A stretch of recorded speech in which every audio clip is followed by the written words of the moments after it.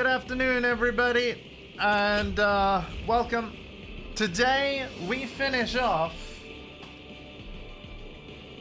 this thing right here. Let me just get the camera right.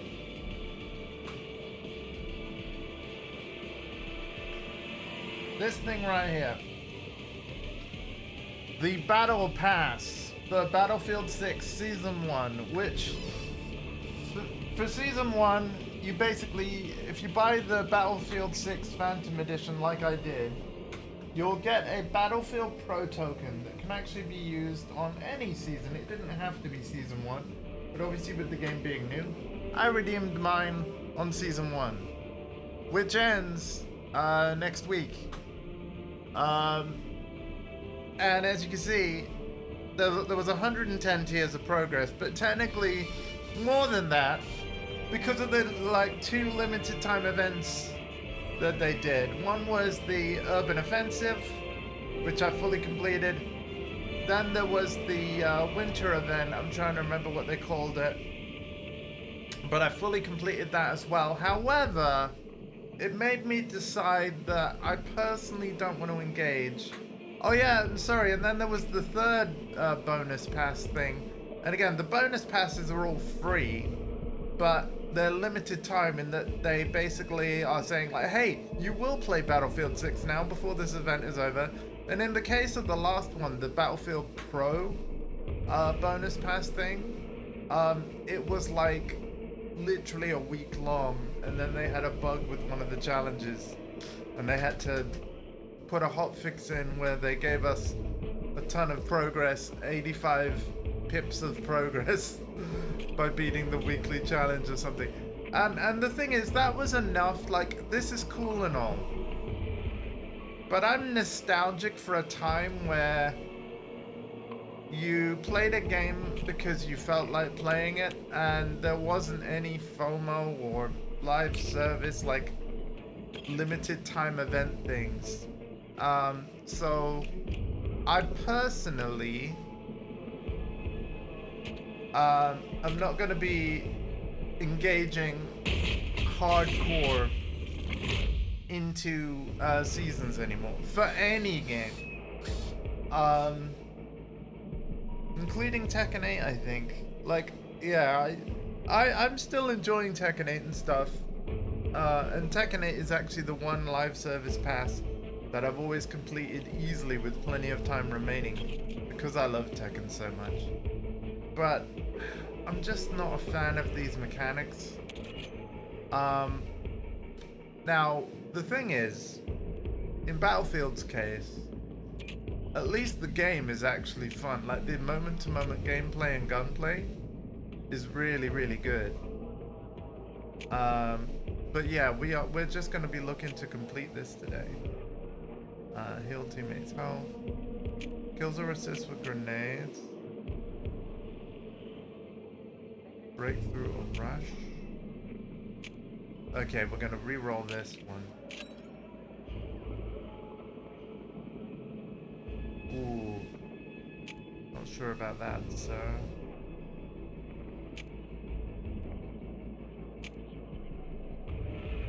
Oh, spot enemies with recon gadgets. We could... yeah. That'll give me 7 pips of progress. And to be fair, like...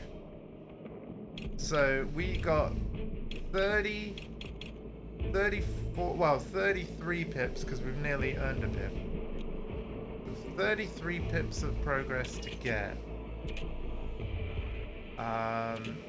Let's see if we can get challenges that are really up our alley. So there's the sidearm thing.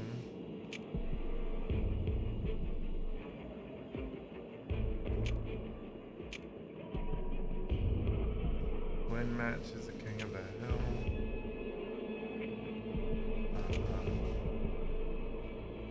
I don't know what strike point is. I think I'm gonna re-roll this. Kills or assists.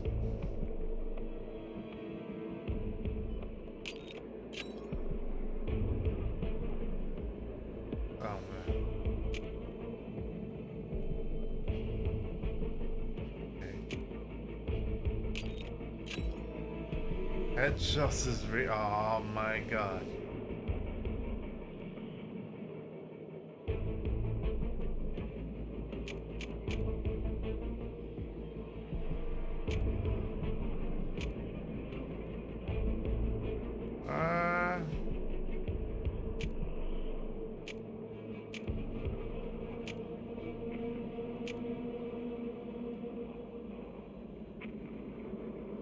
I'll reroll that. Wow, I actually might have made my challenges worse. Hopefully we won't need to do them all anyway. I think we'll go with the recon thing.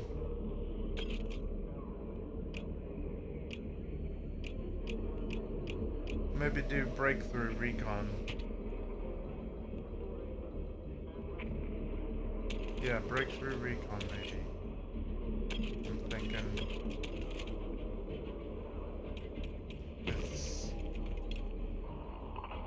What is that? Is that a... Oh, it's a sniper.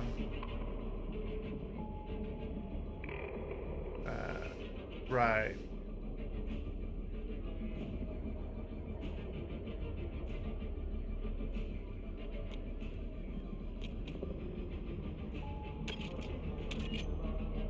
What do I have to do gun-wise?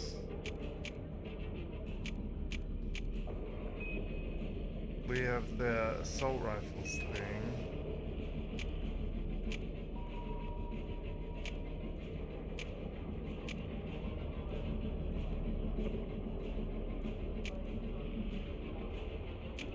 Sidearms. Okay, this is heresy. But I'm gonna put an assault rifle on our recon.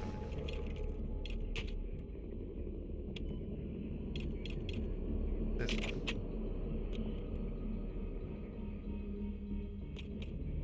And then I'm gonna play breakthrough. Alright.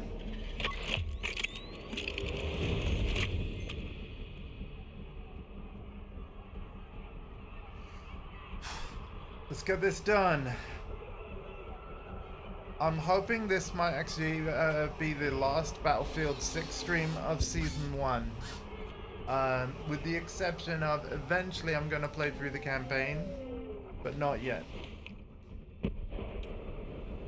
We're going to focus on Path of Exile 2 and Borderlands 4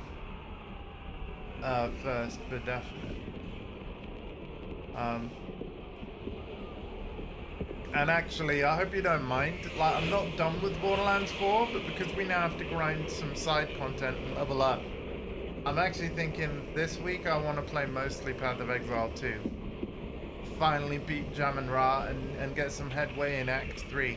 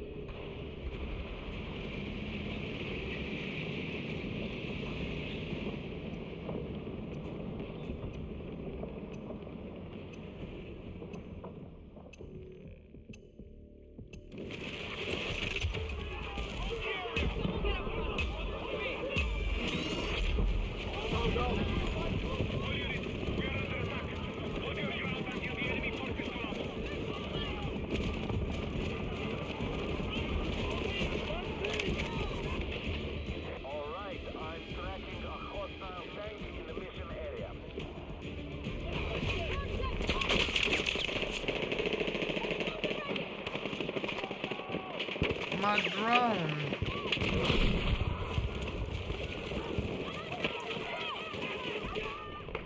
Be advised, you are leaving the combat area. Oh my god.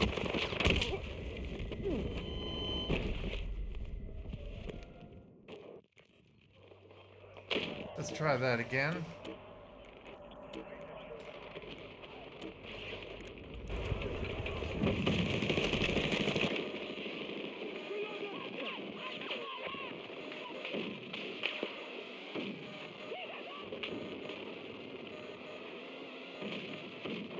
What do you mean low battery? Low battery? How?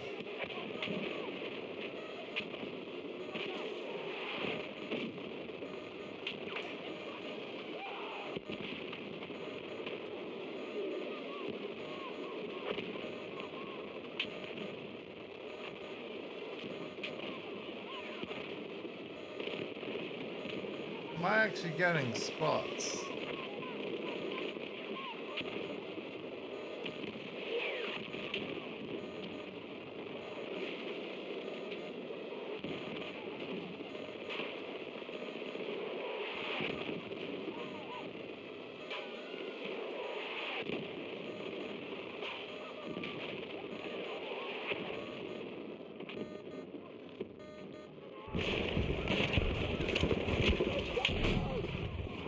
Eh?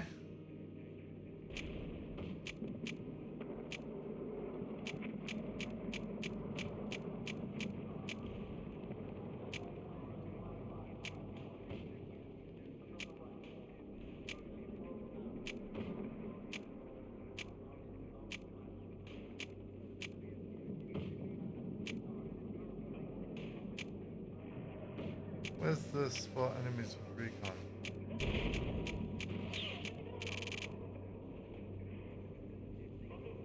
Yeah, what?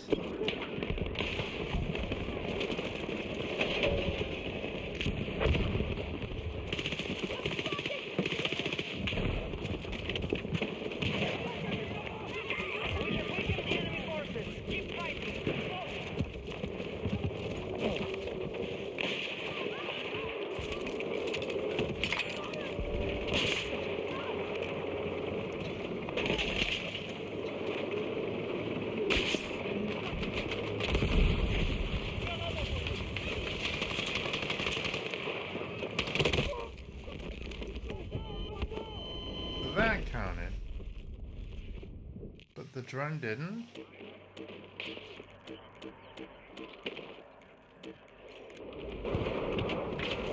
Make any sense.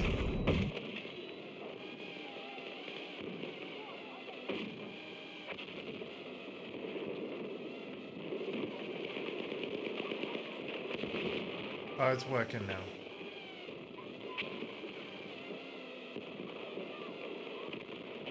It's working now.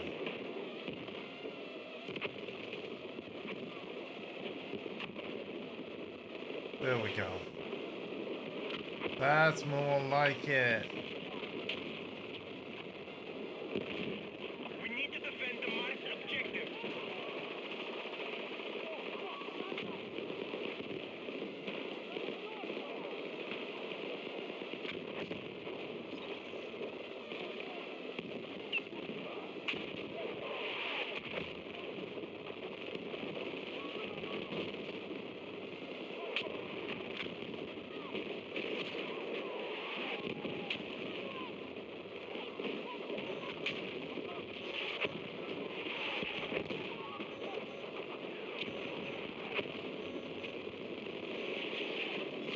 Wow, dude.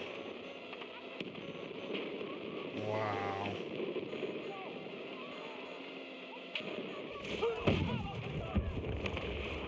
Yeah, that worked.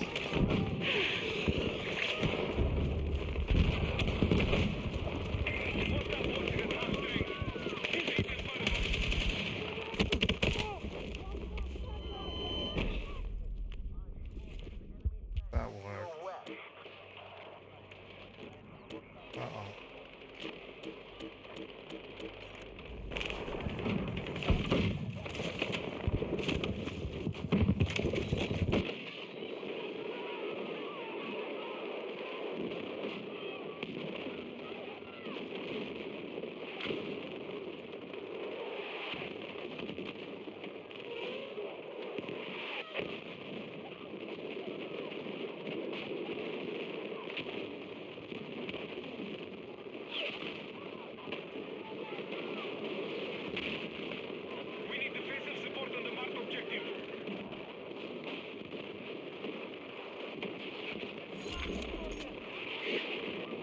Oh my god, yeah, this is good.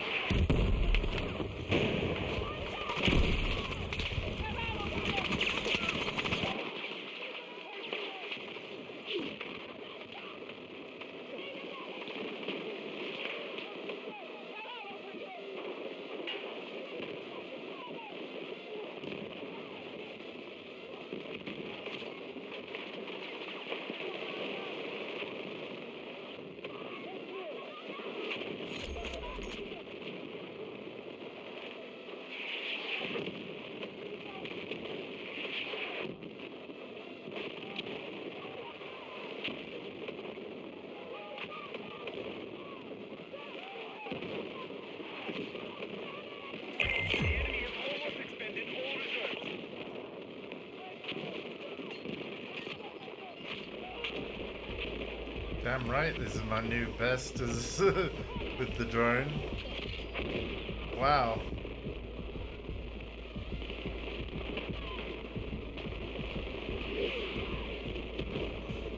Incredible run.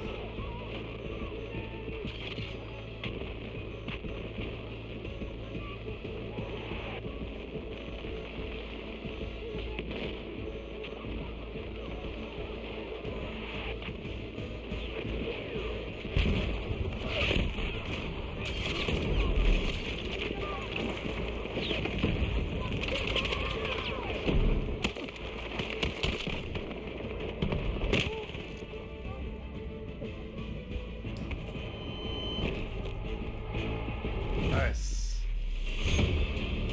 That was pretty awesome.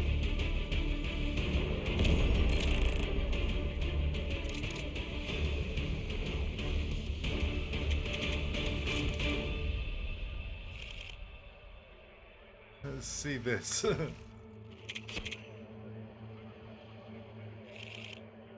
Okay.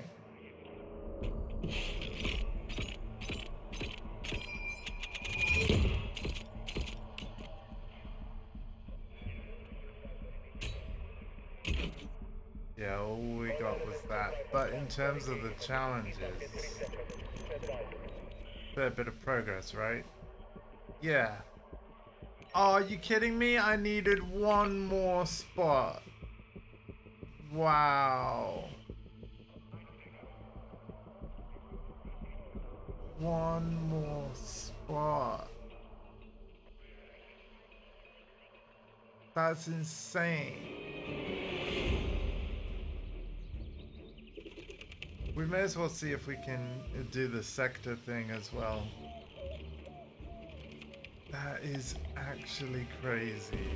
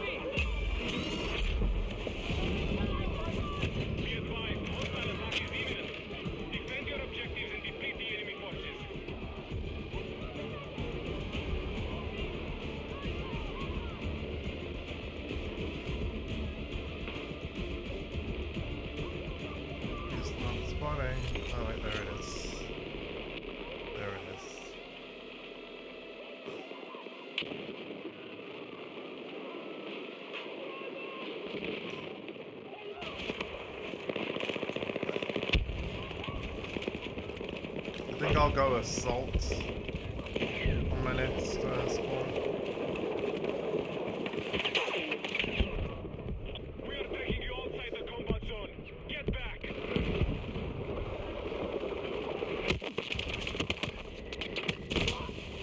Yeah. Bear with me.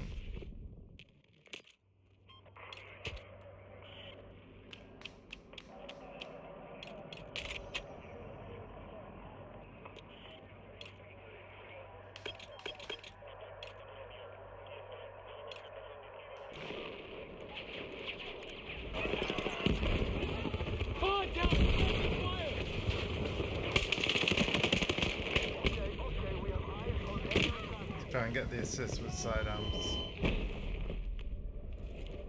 Thing.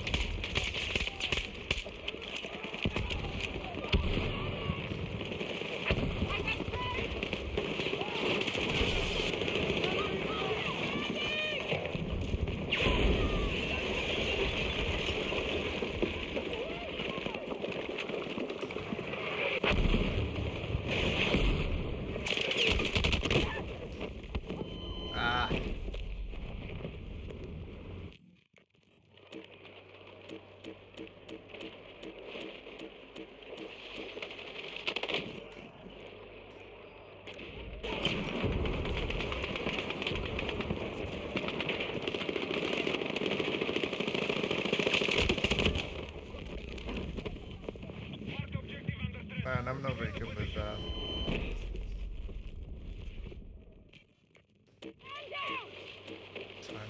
Time to learn though.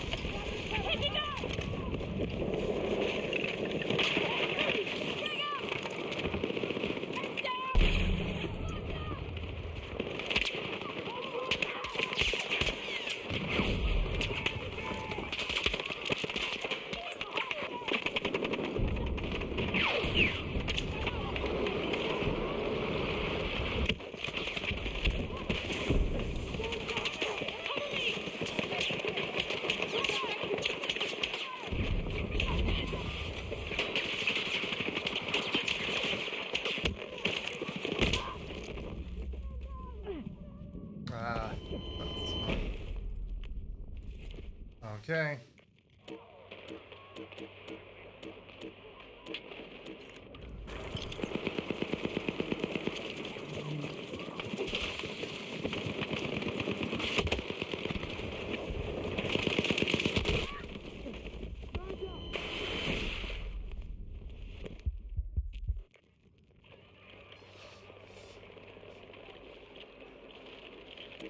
Our attack has reduced enemy noise.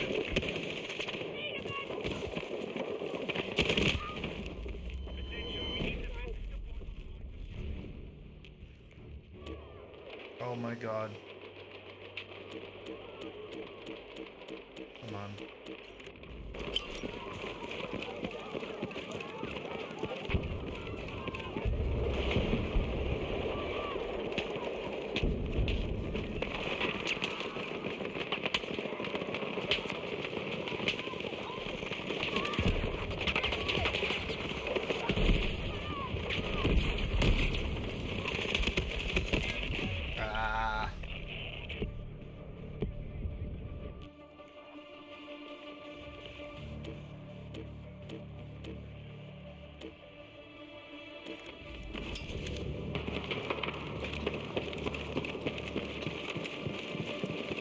So let me have a look at my challenges again. I believe I have some assault rifle stuff, right?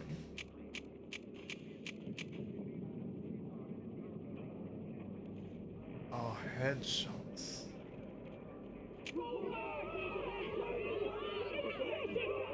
Sure.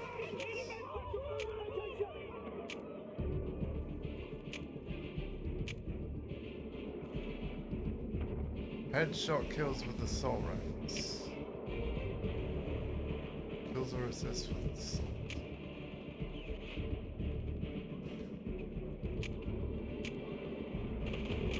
Yeah.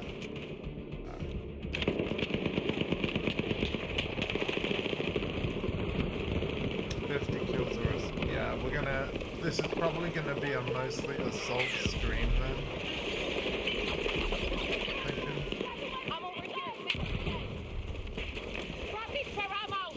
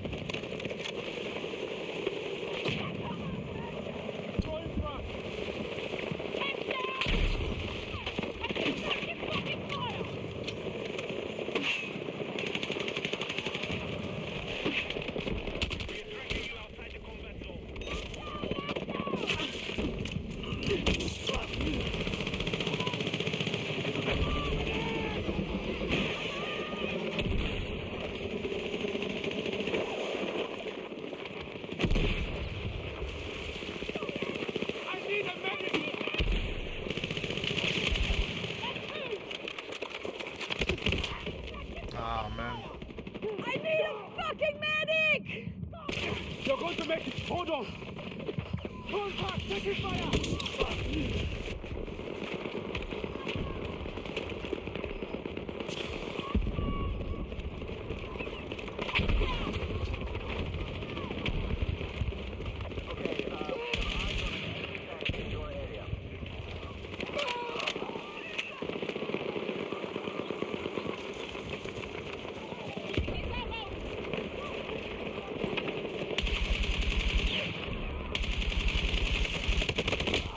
Oh my god, my aim is so bad. Medic!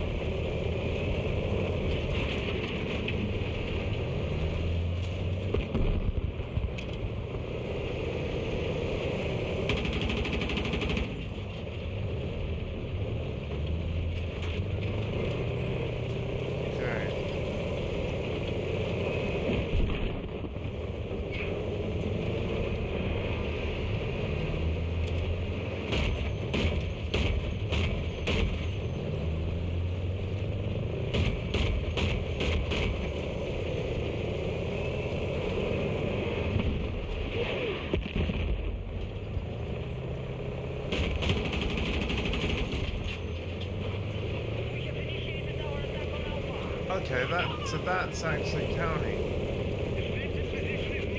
That's great.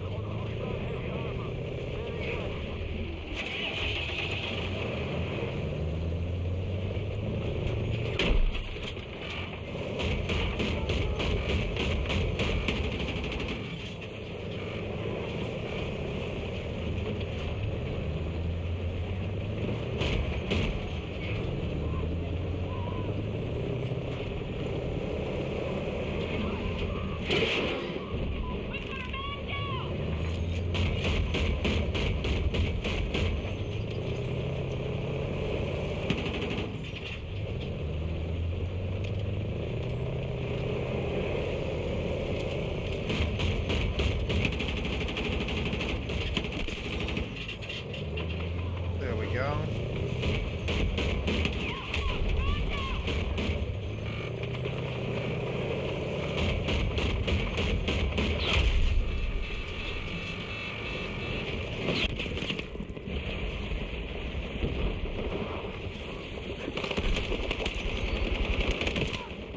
Oh, that was close.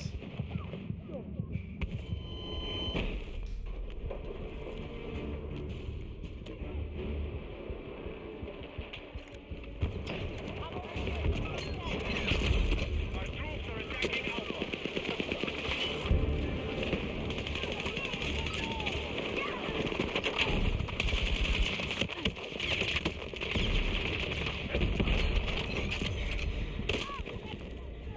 Damn.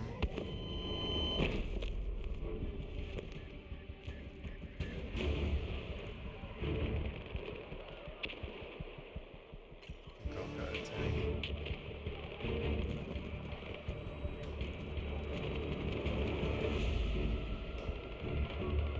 The enemy has lost half its troops.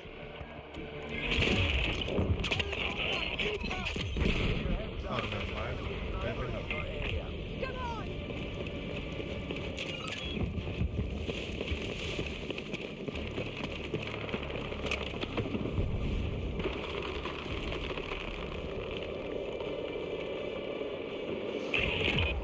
Okay.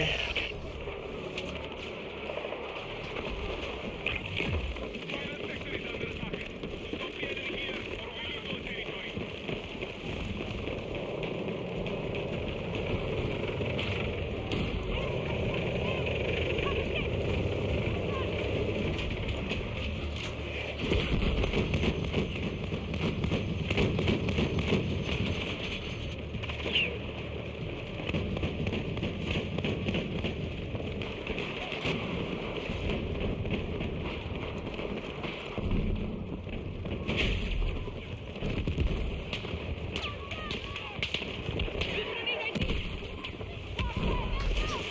Yep.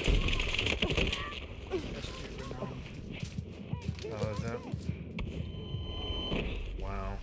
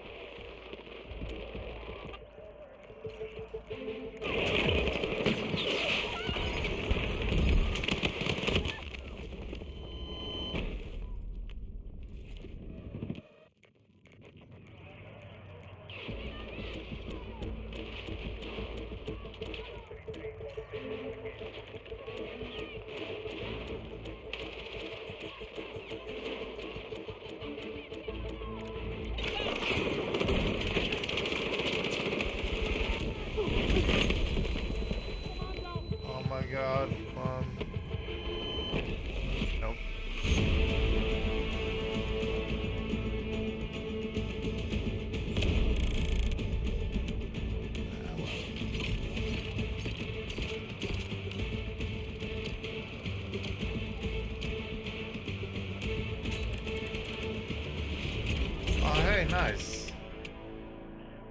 That was quite a bit complete.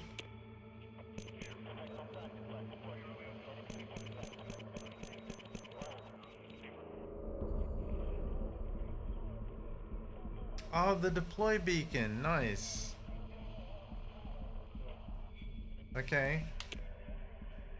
So, yeah, like, if we carry on like this, we literally just have 2 tiers to get. And I want to say, once I complete it, like, fully, I'll finally go back to playing the kind of Battlefield I want to play.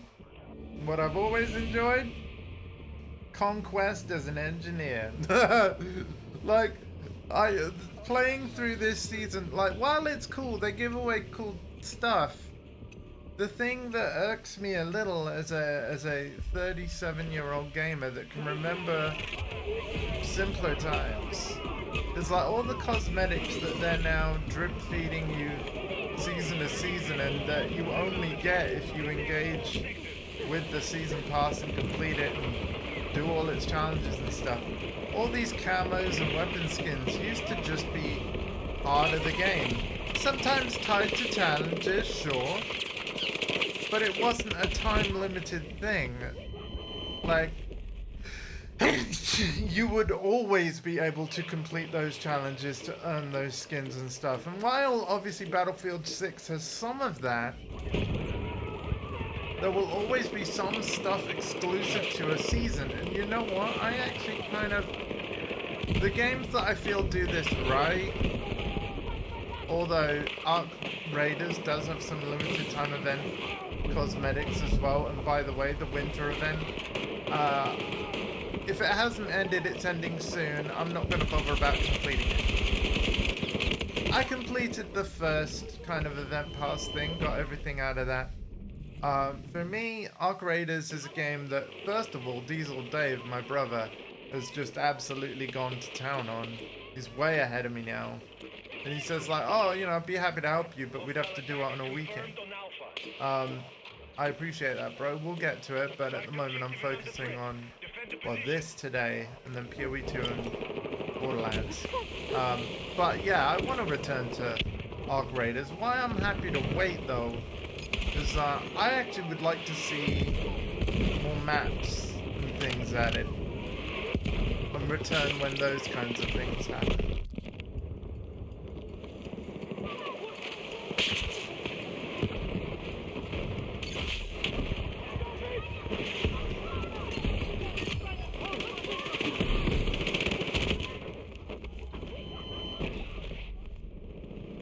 But yeah, Arc Raiders I do enjoy. Enemy sniper confirmed, bearing north.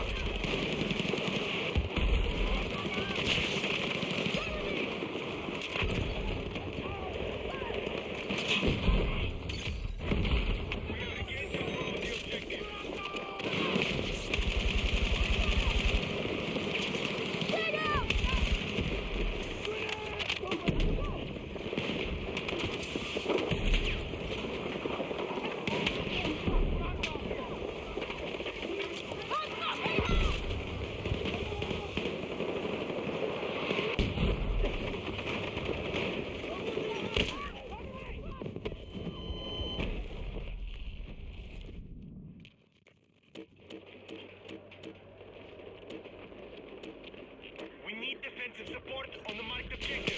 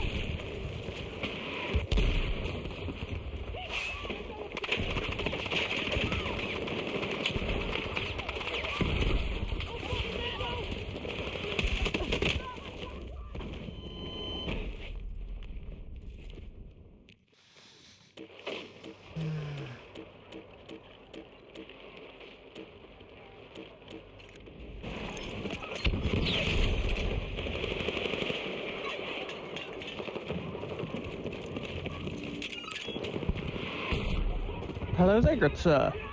Oh, hello. I'm hoping to finish the pass today, so Yeah. we're making a push. With, just over 2 tiers of progress to go, Maybe. which isn't too bad. Although my challenge re-rolls this week absolutely sucked. Oh. Yeah. But we aren't going to need to do them all anyway, like I said. I will say, because obviously you've been completed with the pass for ages, right? Mm-hmm. When, if you don't mind, when I'm finally done playing Simon Says, right? When this frickin' live service drill sergeant has finished having its way with me, I want to play what I actually enjoy. Conquest as an engine, fucking yeah. Let's go. Yeah. Because to me, that is Battlefield, plain and simple. Yeah. And I know you like escalation, but no, I need the purest experience. The back in my day, like yeah. Which is perfectly fine with me. I just, because that's the thing. I kind of miss it. Like, I mean, I get it. Like, you know, target audience changes over time, or like, you know, what is the largest majority? That like, the preferences of that largest majority changes over time as the average age changes and stuff. And you know, clearly, like, I'm not the main demographic anymore. and yeah, this to coin a phrase that Yaxbass laughed at me for using in an off-stream chat the other week. Yeah, Battlefield 6 is the most gooby-like Battlefield ever, I think. By design, and that's obviously what's contributed a lot to its success. But yeah, you can see it everywhere, from the tighter map design to the casual breakthrough. I mean, please. I would never say the casual breakthrough bit was a Call of Duty edition. Well, I just feel like, you know, because they try Breakthrough and then complain at it, like, the fact that Breakthrough had to be adapted and have bots added because it's too sweaty, even for, like, hang on, COD lobbies are some of the sweatiest things It's in a gaming. meat grinder. Yeah. Breakthrough has always been a meat grinder. Yeah. You're supposed to hit your head against the wall until you break the wall. Yeah, exactly. Hence Breakthrough. But yeah, it just makes me laugh. And again, when I say makes it, well, I should be careful. I'm on the internet. I'm not actually meaning to ridicule anyone here, but it just, all I'm saying is it goes to show that, like, war has changed, to quote old Snake. You know, it really has. No. I believe the actual statement is war never changes. That's in Fallout, but if you play Metal Gear Solid 4 Guns of the Patriots, war has changed. That is like one of the best Snake speeches in Metal Gear Solid ever. You gotta hear it. David Hayter at his best, in my opinion. But again, that game was and still is stuck on PlayStation 3, so I don't blame most people for not knowing.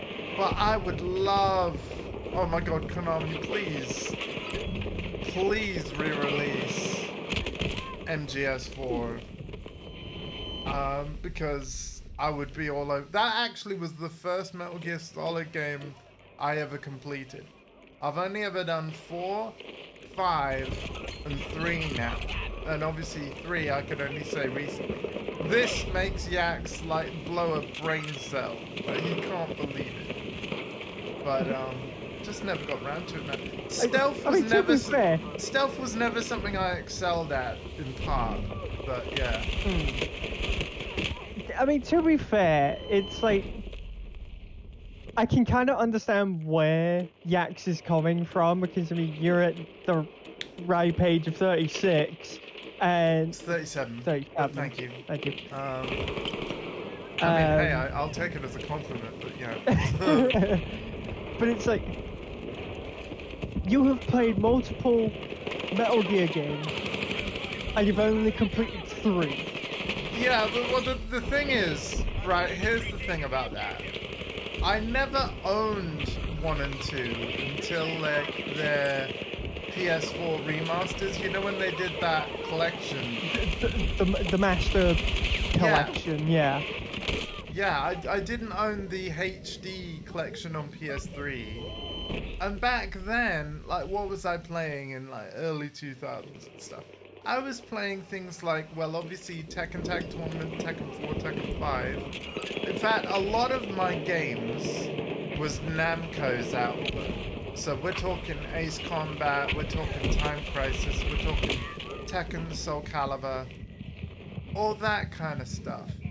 And also it was a time where I couldn't afford games like very often. It's funny now because like if I was able to go back to those times with the kind of income I have now, we'd be, you know, because obviously a standard price of a game now is £70. £70 like would get you almost 2 games back then. You know? In fact, if you were willing to go second hand, you'd probably be able to buy 5 or 6 games. You know? Especially if you went through CEX, because then all of a sudden, hey, guess what? You just bought like 11 games. By the way, like, I just want to mention as well, in a way, I hope it's still like your plan to get a PS5 disc drive for your slim PS5, because I was looking again into the stock thing.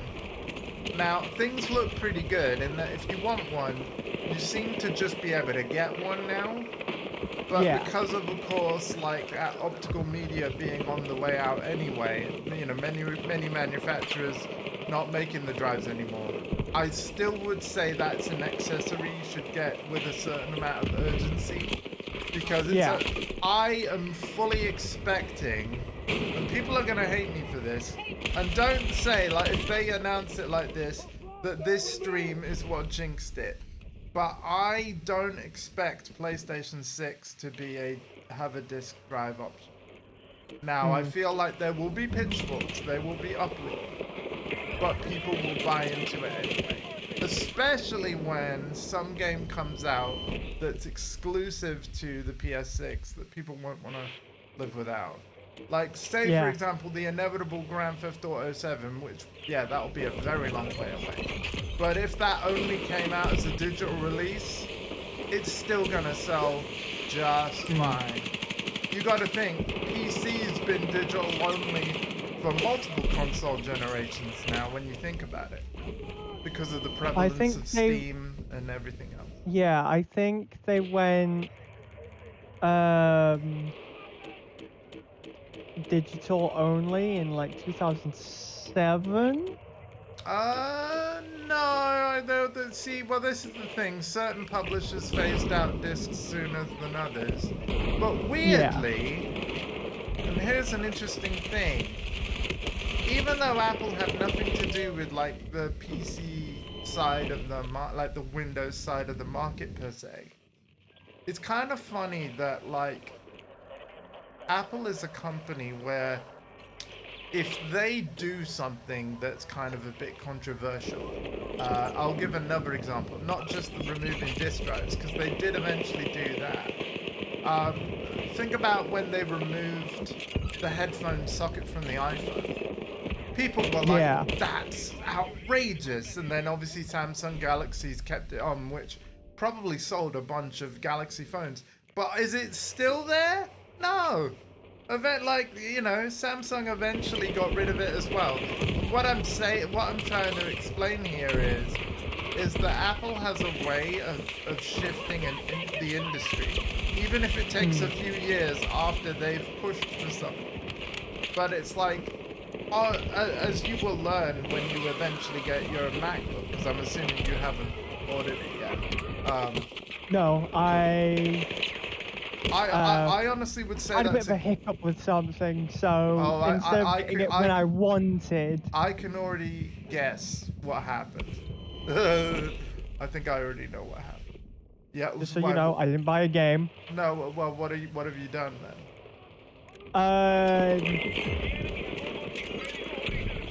I'll put it vaguely because, you know, live on the interwebs. 1 second. I can make it that the stream can't hear you. Oh, okay. Hang on 1 minute though. Yeah, I can make it that. Wait, I was gonna put it vaguely. I'd just say that there was something that I missed. What do you mean missed? You haven't got an issue with an order, have you? Like so you haven't placed. No. Okay. I've not placed an order at all. It's Okay. just there was something I missed, which made me miss that little price point. Oh, okay. So what? Do you mean like an accessory you need and you can't get it yet, or something? No. I'm currently undershooting the down payment. Oh, okay.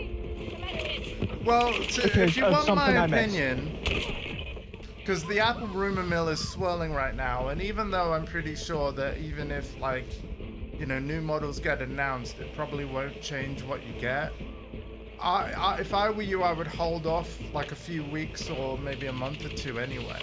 I mean, we've heard about this low-cost MacBook that instead of an M chip, it's using an A chip, and like here's the thing that I'm a little curious about that with. Like, I personally think it won't be as good for the kind of things you want to use a MacBook for. I still think the M5 is what you'll want. But it will be interesting, and the reason why I'm saying I'm still interested to learn more is this. When it comes to the iPad, which, normally has an A chip, but if you go to an Air or a Pro, you get an M chip. The way Apple handles that, or I should say, the way devs making apps handle that, is there are certain apps for the iPad that only are supported if you have an M chip. So what I want to know, given that if there is a cheaper MacBook with an A series chip and it runs full Mac OS, is it going to have the same restrictions? Where like, if you this creative app will only run if you have a M thing, and which to me as a customer that adds more confusion to the buyer. Like, me and you are pretty comfortable with double checking specs, but it would be a bit rubbish of being like, Oh, no, sorry. You shouldn't have bought the cheap MacBook. You should have gone for at least an Air. Do you know what I mean? Because this Yeah. particular app requires an Air or better. Like, so I hope that even though it's going to have an A series chip, I think the same one as the newest iPhone Pro, I hope it's capable enough to not to basically run everything that an M1 or above can run. You know what I mean? Yeah. Because I think that would suck. Right, yeah, fuck. But I do think the idea of an even cheaper MacBook is a brilliant idea. It's not something I would personally shop for because I already know it wouldn't meet my needs. But for someone that literally just wants a laptop with amazing build quality, amazing battery life, and is good for light tasks like browsing and email, Yeah. or you know, just the typical student, it's going to be perfect, isn't it? So. Yeah. So yeah, and the thing is, I mean, at first rumors said that all this stuff would launch on January the 10th. So I was thinking the other week, messaging you like, wait till after the 10th. Obviously, nothing's happened. But Yeah. Apple, they do sometimes shadow drop products. Because the M5 MacBook Pro was a shadow drop. There was no event announcing it. It just happened. Yeah.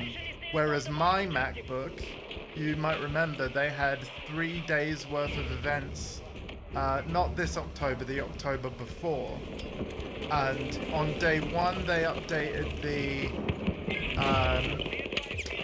iMac. Day 2, they updated the Mac Mini. And day 3, they did the MacBook Pro.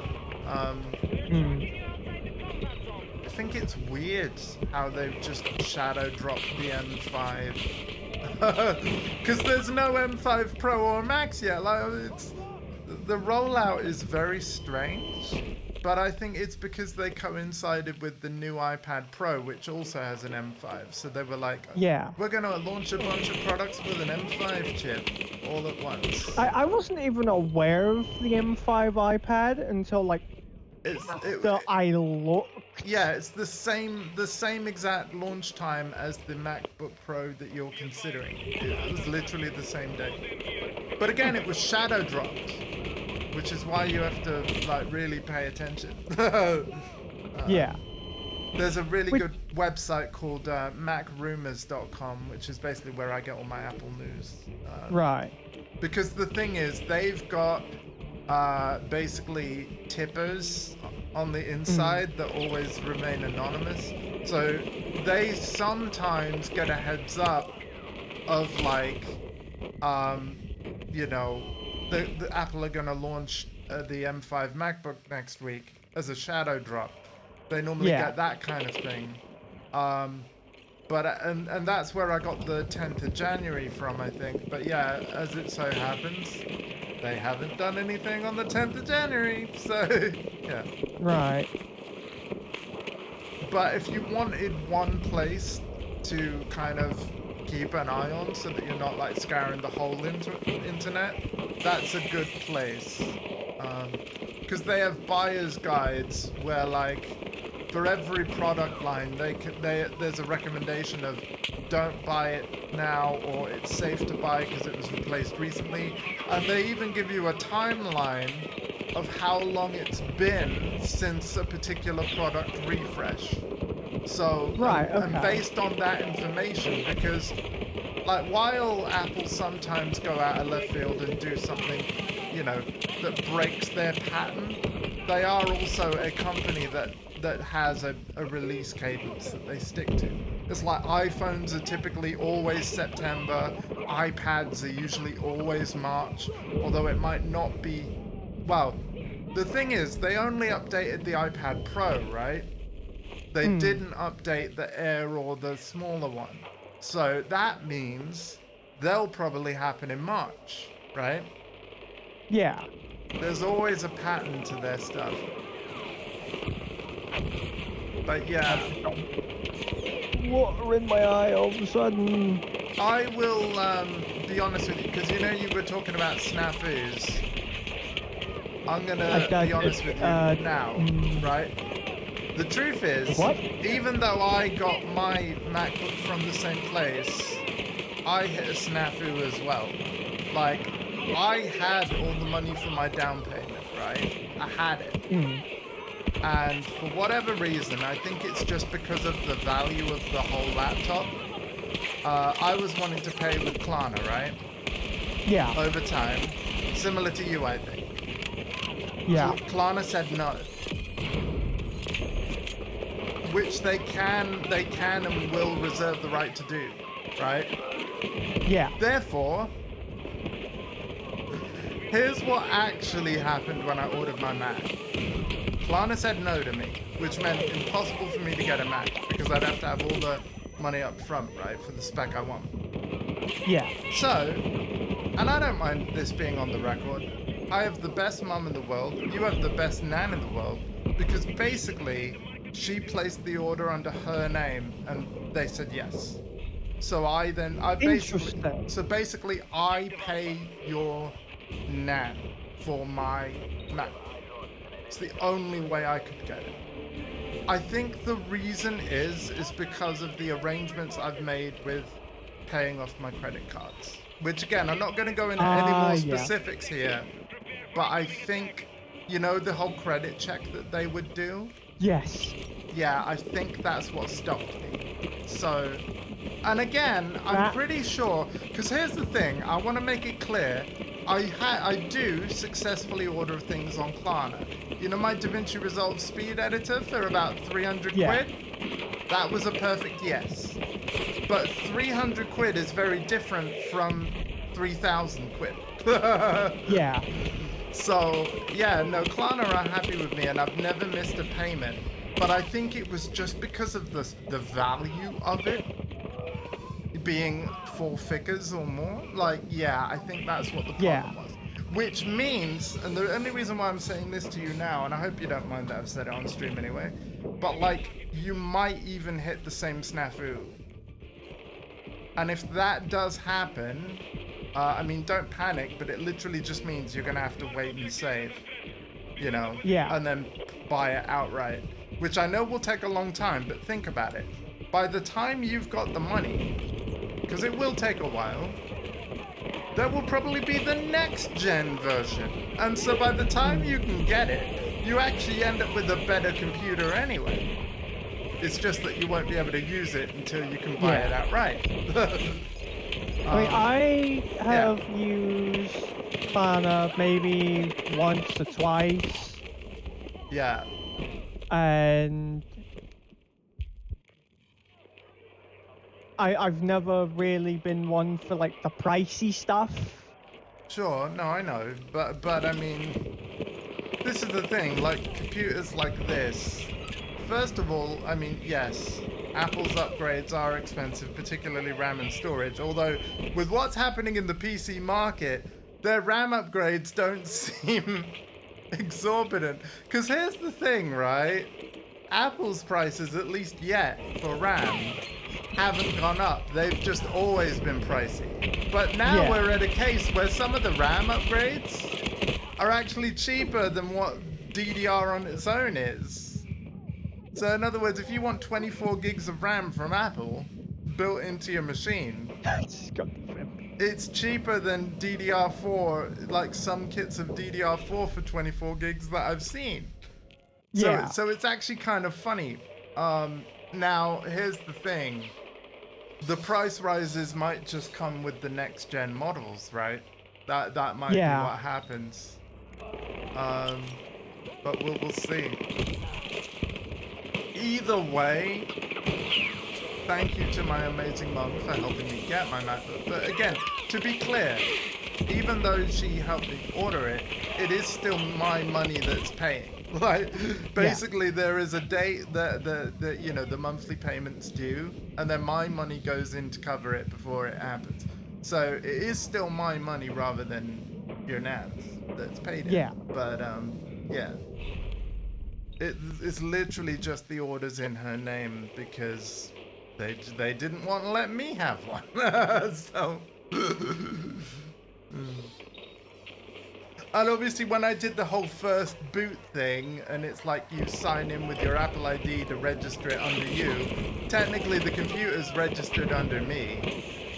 Yeah. It's just that the order at KRCS, who don't sponsor me, oh my god, if they did, could you imagine? I don't think they sponsor streamers, but I would listen. I do think if you want a Mac in the UK, they are a good place to go. They haven't paid me to say this, but it is actually slightly cheaper than ordering from Apple directly. It is therefore slower to get your Mac as a result, because what actually happens is you place your order with them, and then whatever you've asked for, like the specific spec, they then order that from Apple for you. But to be honest, that's really good when you get an extra 100 or 150 off the price for the exact same machine. You know what I mean? Yeah. Plus the ability to play with Klarna, even though they said no to me. I reckon ordinarily they wouldn't say no, right? It's just because of my credit card arrangements. Which, by the way, one of them should be finished next year. So, Hey! yay! I know, right? Yeah, credit cards scare the ever-living daylights out of me because I'm gonna be one honest. of those guys who's like, Yeah. I'm aware of them, but with how you're to manage them, I don't know anything about it, and it Yeah, no, see, spooks here's what I don't like about the ones that and I can only speak about the ones I've had because, you know, maybe now, due to more modern regulations and stuff, things might have changed. But in my case, what tripped me up is that you don't know how much interest you're going to pay exactly until it's already on there and it's too late. Yeah. So, and the thing that a credit card really affords you is you can be spontaneous. It's convenience. Rather than having to wait for your specific payday, you can like get your thing at any day of the month, and as long as you pay it off again when your money goes in the month, you know, so if you pay whatever you've used within 30 days, there's never any interest, and everything's hunky-dory and it's fine. The issue comes when, let's say you want to be even more spontaneous than what your income is in one given month, and then it's a downward spiral of you've used it more than what you can afford to in 1 month, and then you think, well, that's okay, I'll just split what I've used over multiple months. But of course, then you're still going to want to buy things in those future months too, and then so it goes. And I think what was difficult for me is obviously because I'm also on benefits as well, that like it's a fixed amount on fixed days. Yeah, sometimes I needed money before those benefits went in, so what do? You use your credit card.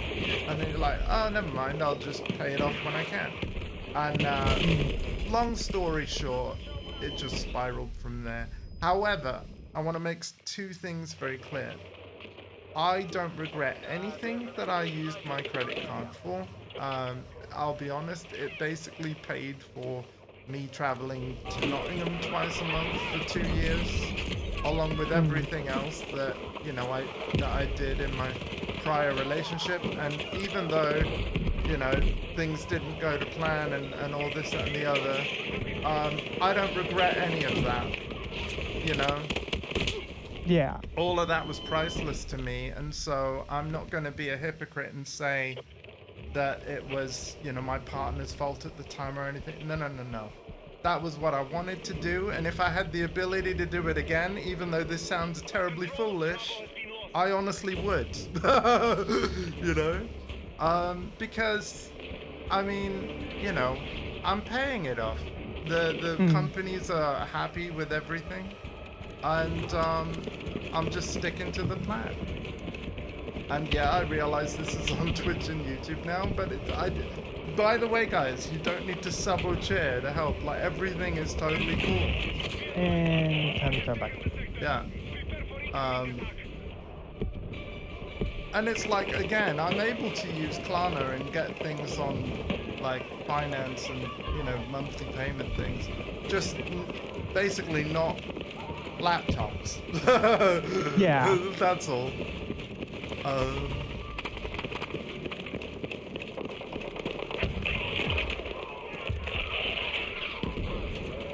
So no, I want to stress and make it actually super clear.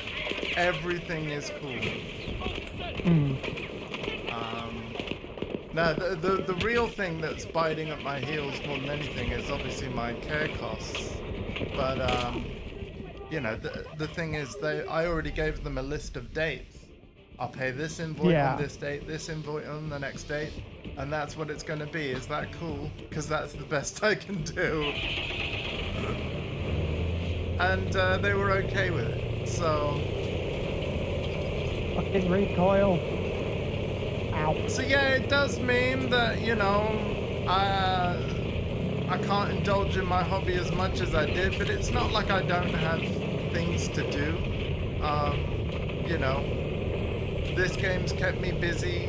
Tomorrow I'm going back to Path of Exile 2. We've still got Borderlands 4. I got the tank stuck. I'm not happy about that. F in the chat for Anthem, which was shut down yesterday. It was, but we finished my playthrough first. So I'm happy about that.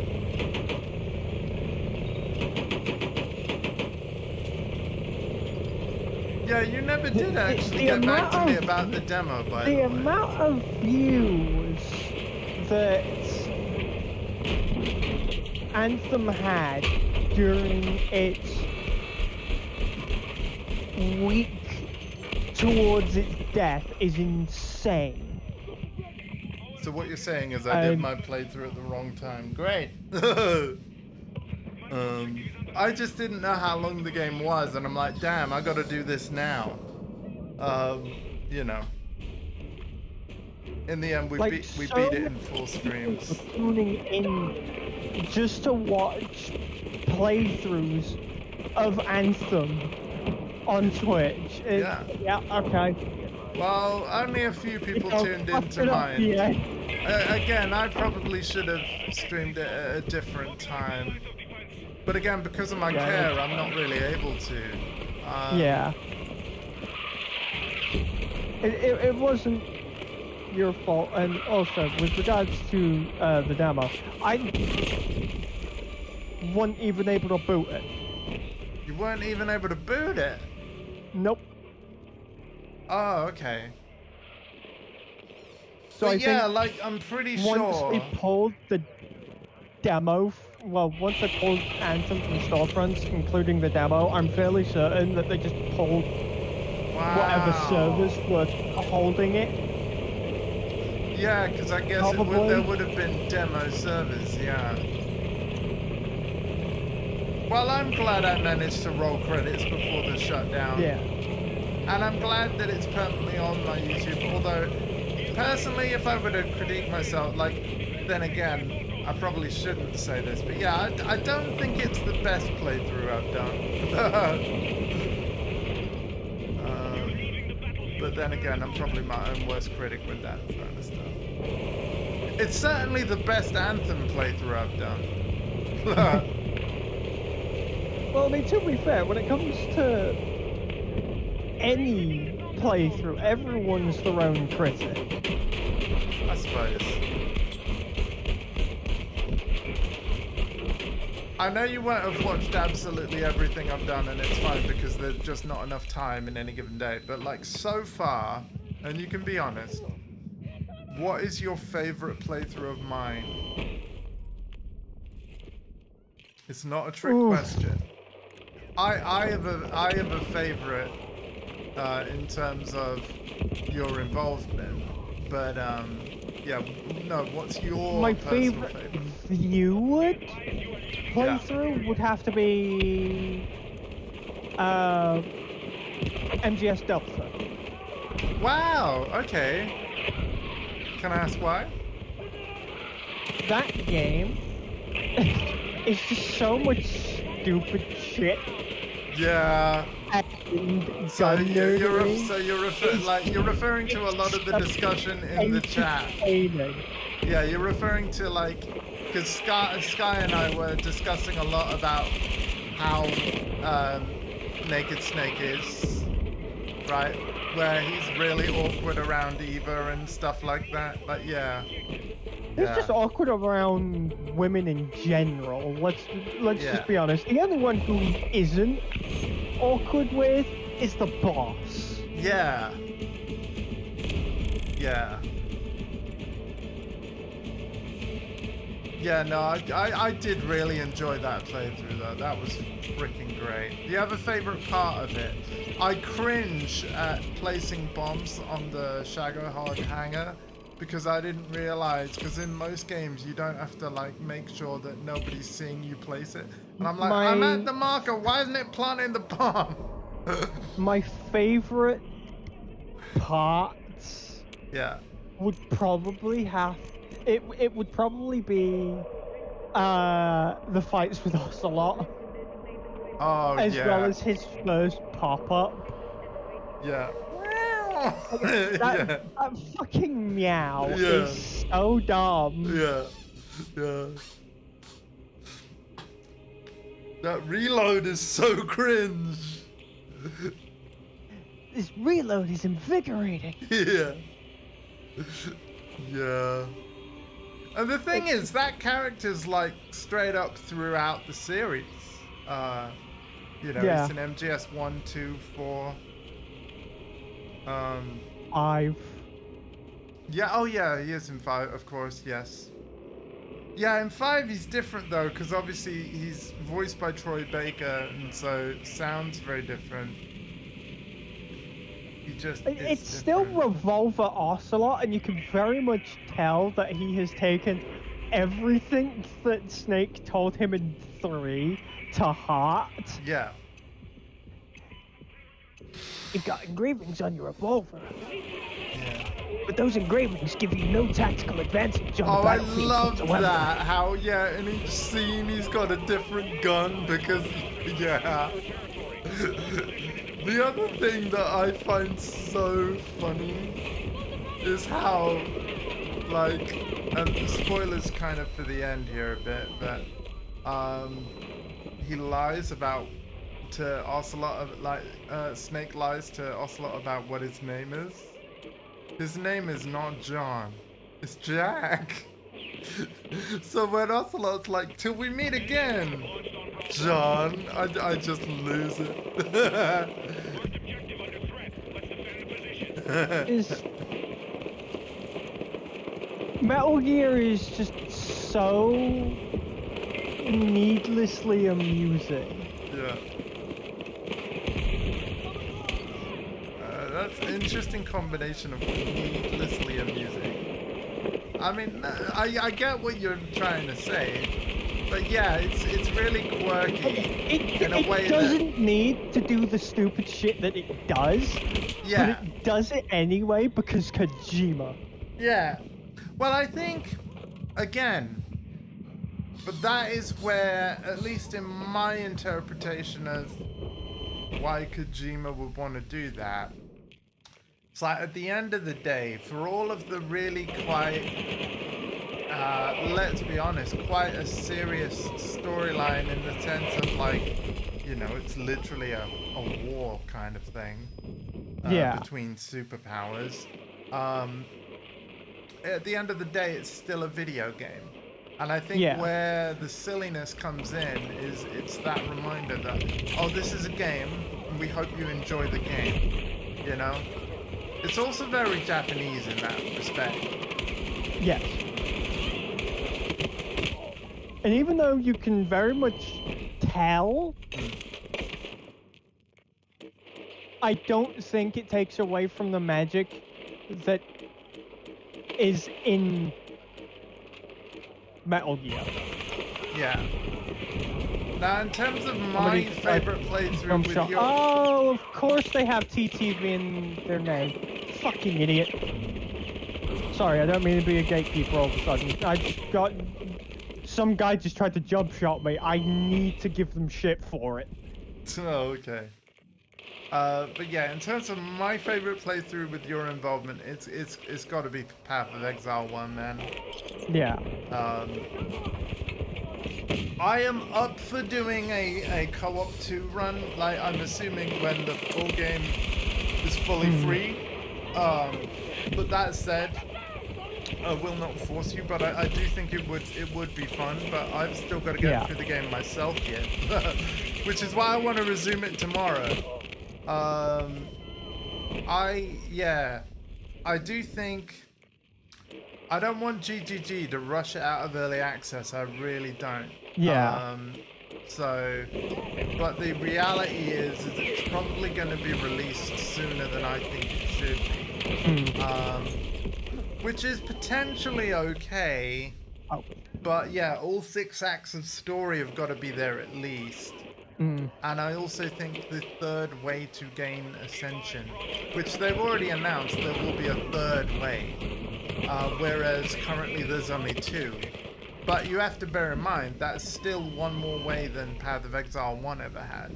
With PoE 1, you have to complete the labyrinth, and that's it, right? The one thing I'm kind of... well, the one thing I'm going to wait on, even though I know, to be brutally honest, because of everything you have said about the campaign Evolve not having a multiplayer, I have a feeling you're not going to enjoy it as much. No, it really... Like, you're gonna play the campaign, and all you're really going to say is... It's like, where's the multiplayer, Yeah, and that's going to take you out of the experience, and you're just not going to enjoy it. I mean, no, I see, here's the thing. I do want it, but like, depending on when it releases, and I get the feeling we're going to learn that at the February Direct, it might be the case that I just can't buy it at launch. It's either going to be the February Direct, or Summer Games the Fest. Xbox Game Showcase during the Summer Games Fest, Yeah, I mean, again, we talked quite a bit candidly about my finances earlier. Sorry. Yeah. But yeah, things will be a lot better in the summer for me. And so if it comes out June or later, then it makes it more likely. To give you a guarantee, no Halo game ever comes out during that time. Right. But, so what you're saying is always a November endeavor. Oh, okay. Well, that might be why... Well, there we go. That's why it hasn't sold November as much as it or September. could. Yeah. Well, November or September. Microsoft, there's your problem. You've been competing with Gooby this whole time. But now that you own Gooby... This is not a Microsoft thing. This has always been a Bungie thing. Yeah, but... Unless you want to unless you want to also consider the likes of... but again, imagine Halo how much bigger Halo could be if they kept away from one of the biggest shooters. Because, again, I might not prefer Gooby at all, but it's a categorical fact that, like, especially during the years of a lot of those Halo games releases... Oh boy, then I have something to tell you about. I mean, don't get me wrong, like, Halo's always done alright. Information about Call of Duty 4 Modern Warfare came out quite a few years ago. And the thing about it was, they had marked Call of Duty 4 Modern Warfare in internal playtests as the Halo killer, Yeah. which at the time,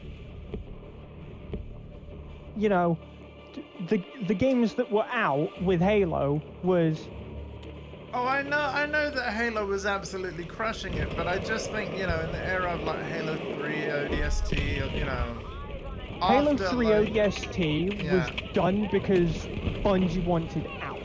Yeah. Halo Reach was done because Bungie wanted out. Yeah. I have a feeling that Bungie actively did a few bits in Halo 3 ODST and Halo Reach just to actively spite Microsoft because they didn't want it to be as big as it was in Halo 3. Right. That's my assumption. That is not actual fact. Sure.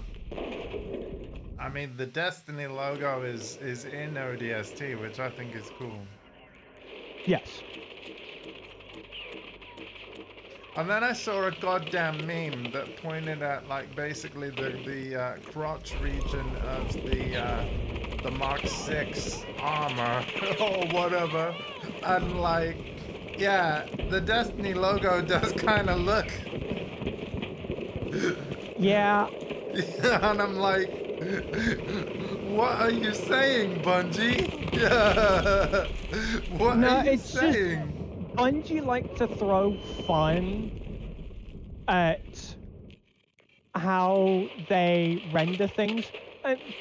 This, which again, this is also coming from a studio that had such a work culture that somebody literally put their whole uncensored ass in the game files of Halo 2. What? Yeah, no, that's... Forgive me, Bungie, but that is weird. You see, this is the thing, like, Marathon, I want to get it, but at the moment, like, whether I can or not on release, literally depends. I'll just be honest. Yeah. But I want to remind people, everything is fine. Like all my bills and things, they're getting paid because that's the thing. I'm prioritizing those over any video games. Any. I would also just like to mention, because as most people will have noticed over the past week, I have been playing Halo the Master Chief Collection. Yeah, you see, that's a Halo game I want on PlayStation. Not that, you know, campaign evolved, it's gonna be amazing, right? But yeah, for me it needs the multiplayer, it does. Yeah. You know. The thing that I have noticed with original 2001 or Europe 2002 Halo Combat Evolved is there is a Marathon logo on the Pillar of Autumn. Oh wow. By the way, you just reminded me with the gadget spawn thing. Yeah, I need people to spawn on my beacon. I never actually noticed that until like after I started replaying through Combat Evolved just for why nots. Yeah. And I feel so,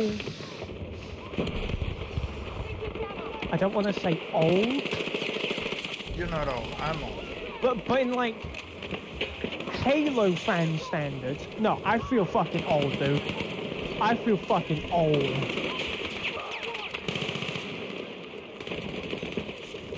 Back out! Here's some ammo for you!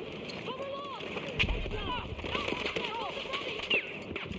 Like just playing through Combat Evolved and knowing every single stupid strategy just to get through a level See, in the this dumbest way yeah, possible. this is the It's thing. Like, I want Combat Evolved for the sake of, I think it would be really cool to do a co-op playthrough with you, but it would have to be in the afternoons. Because Yeah. I'll give you an example. Like, Care arrived to me this morning at 2 minutes past 11. Arrived. That's not like when I'm, you know, ready to go to stream. So like remember when I used to stream at like 10 a.m.? Forget about it. Yeah. I cannot do it anymore. You used to be up by 10 and ready to stream by around 11. Sometimes earlier, depending on how your morning was. Yeah. No, literally cannot do that right now. And I do think it has actually hurt my numbers. Which is weird. I wouldn't be surprised because any algorithm, when it comes to content creation, thrives on a consistency. Yeah, and to be fair, I am now doing a fairly consistent at this time of day, but how long is it going to take before the algorithm, as you say, like, I think what the algorithm on Twitch really likes to push now is collaborative streams, like more than ever. And obviously, like, I mean, it's not a problem There is per se, but because a there's rise in that. yeah. And obviously I'm not collaborating with people. So Yeah. And the thing is, it's not even like, you know, just slap two people together on OBS and do a stream. No, you have to specifically be using their stream together feature in order for it to, and it's apparently really hard to set up. I'm willing to imagine that I'd be able to get it sorted out, but it's not as kind of click and go as they would like to believe. I think, you know, it's a whole bunch of like sending invitations and then, you know, hoping that invitation gets through and then... Oh, lovely! It's that bug again. I will say though, and I'm waiting on a response. And to be fair, I don't know whether my internet, like on paper, my internet should be able to handle it just fine. But I noticed that the 1440p streaming beta got expanded in capability to include basically M4 or better Max. So if you have OBS Studio and a modern Mac, you can also do the enhanced broadcasting feature of OBS that allows for, like, you know, 1440p streams and stuff like that. So whereas before on PC land, this used to be exclusive to a respawn beacon somewhere at the back. Somewhere at the back. Yes. I'll move it if you need it, but is that okay? Bit of a dangerous spot because it's in an open street, but... Oh. I'll place another one. Like, so where would a... Oh, would you mean like behind this pillar or something? Like behind the... Yeah. Yeah. My next one will be behind cover. Yeah.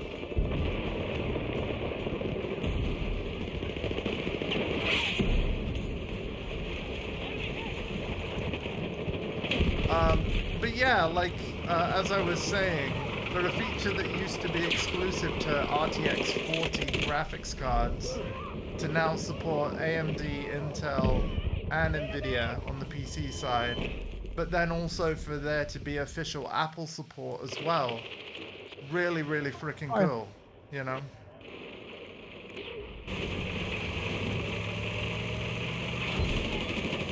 And news like that makes me happy because it clearly shows that Macs and other platforms in general, including like the people that make Zorin OS, which is a Linux distro, they have just boasted on their social media that they've had over 3 million downloads in the last few months, because what's interesting about that Linux distro is that they specifically try to emulate a modern Windows design, like specifically Windows 10 also, without infringing on Microsoft's patents.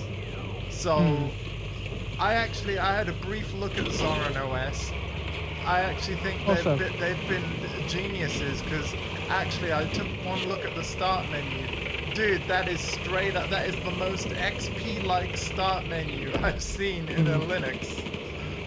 Which also, Yeah. just to let you in on a thing that's going on with Microsoft. Essentially, a lot of people who are really pissed off with, you know, everything Microsoft is currently doing, and also the fact that Satya Nadella begged people to stop calling AI slop.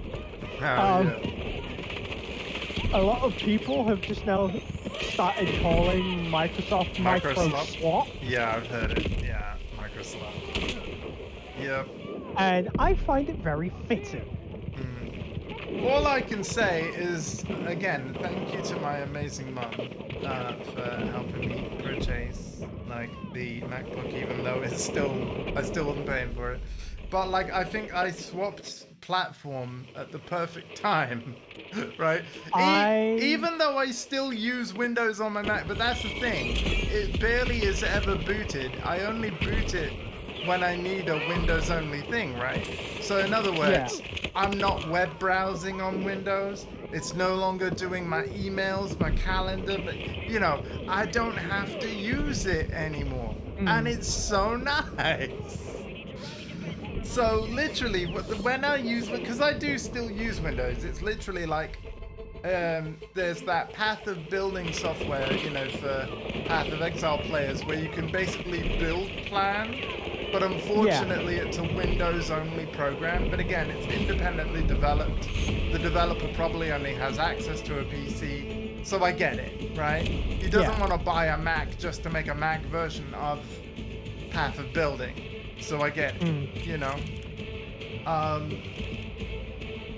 And to be fair, if I ever learned to code, maybe it would be worth me reaching out to the guy and saying, hey, could I port this? Like, could we make a sort of thing, like, you know, if you hand over the source code, could I compile it for Mac for you or something?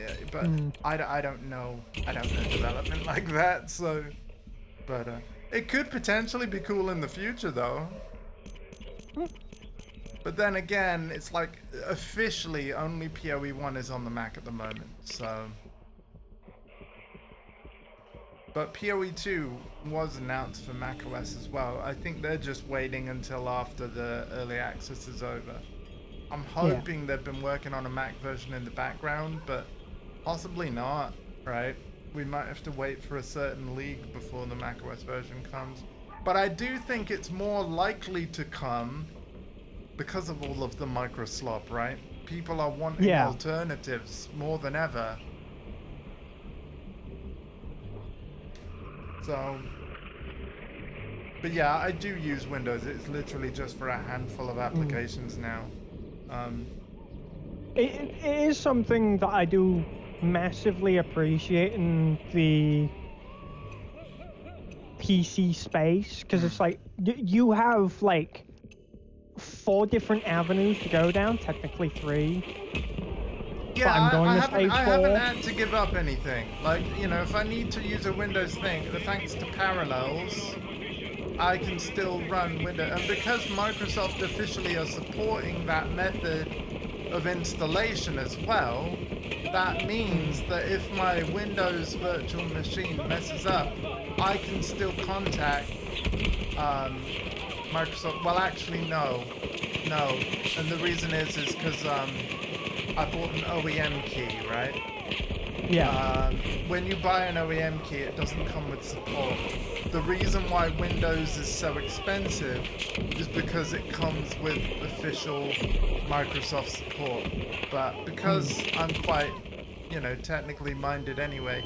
I don't need Microsoft support. Yeah.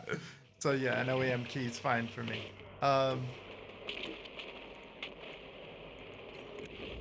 yeah, actually, that's something worth noting. The reason why OEM keys are cheaper, it's not just because they're used for one installation only.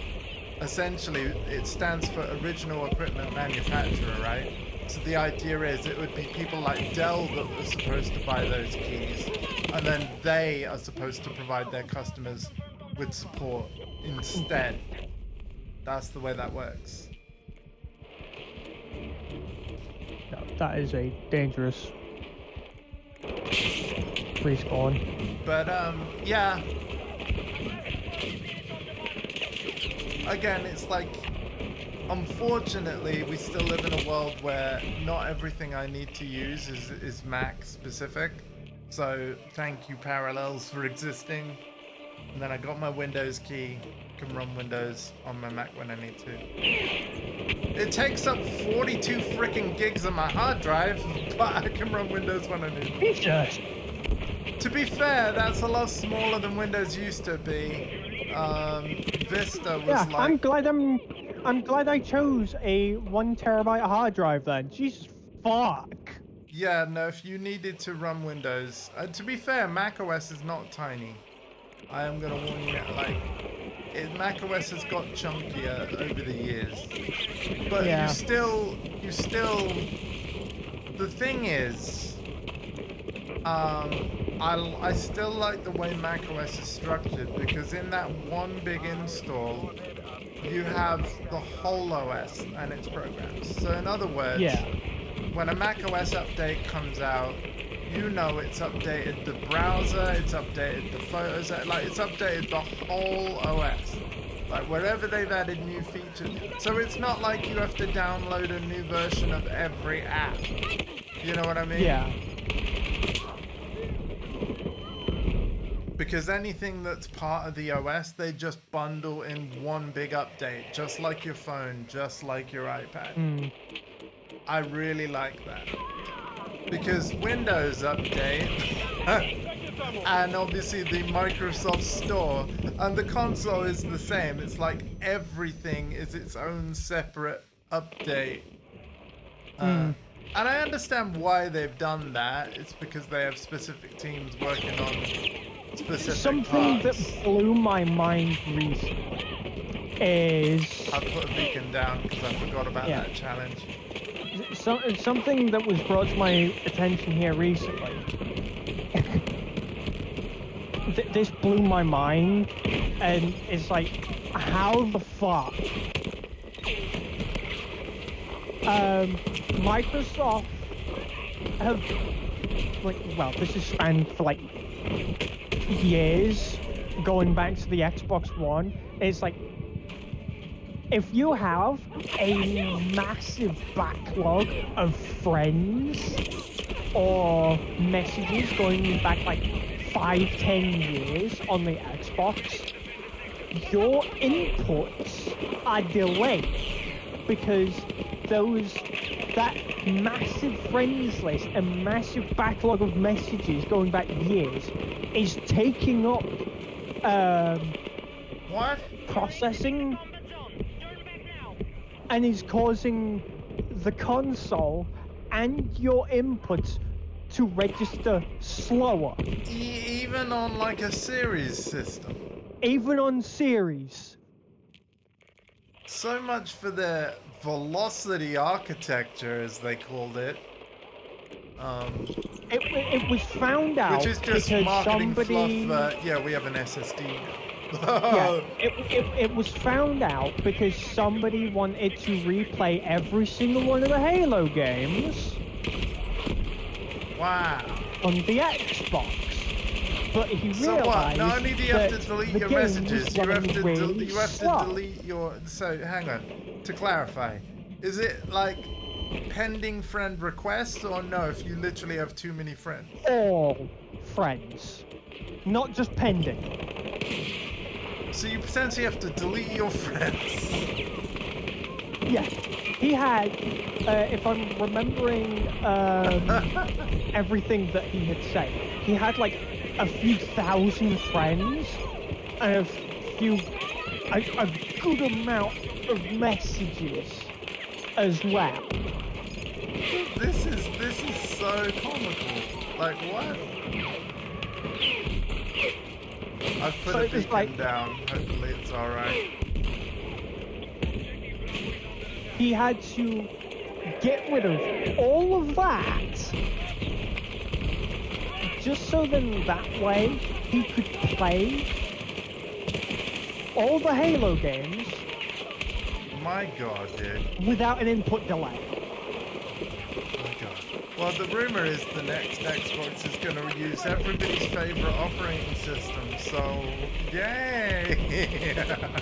Yeah, I can only imagine how bad that is going to go. You know what? If you've seen the customizations that they've done to the ROG Xbox Ally X, where you can choose to boot it in desktop mode or basically the Xbox menu straight away, that genuinely does use less system resources than the desktop, to the point where it is in testing for the full Windows 11, but of course it hasn't been rolled out to every Windows PC yet. When it does, it will genuinely be an improvement. Because if you are in a situation where you know you want to boot the system, boot a game, anything that saves system resources is a win.